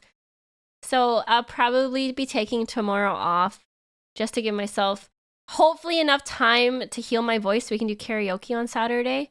But otherwise, Saturday is my 2-year anniversary of streaming. I have some fun things planned. We're gonna, well, I'm gonna play Until Dawn because it's a horror game and I'm scared and chat's making me. We'll probably finish the game with chat's help. And I have some sub goals for fun things to do. And we're gonna do like a Batsu wheel and have some more yapping. If my voice is better, I'll do karaoke. And I also have a little surprise. I've made some, well, I haven't made it, an artist has made it. But I have something to give you guys on Saturday that I hope you like. A little gift, a thank you gift to my community for supporting me. Yeah. If you can be there Saturday, it would be really cool. If not, that's okay too. There'll be a VOD. Yeah, okay, thank you guys. I'm just yapping away. You did not make the gift dual log, shut up. Stop it! Stop it, Dulo. Stop it. I did not make it either. I commissioned it because I'm not an artist. But I can make fan fiction. I am a writer. Oh my god, you guys. Okay, wait. I know I said I'm ending stream, but I just had a great idea. What if we did a stream where, with chat's interaction, you help me make plot points about what my fanfic should be about? That would be kind of fun. About like what factions are in it and what happens, and then I write it. It could be a brainstorming thing that we do together. Collective writing, yeah. I think that would be fun, but I'm also a little silly, so. Okay, who am I gonna send you to? I'm going to send you to... Oh, there's so many people on right now. There's so many people. Let's send you off to Mochi. We'll send you to Mochi. What is Mochi doing? Numb Balls.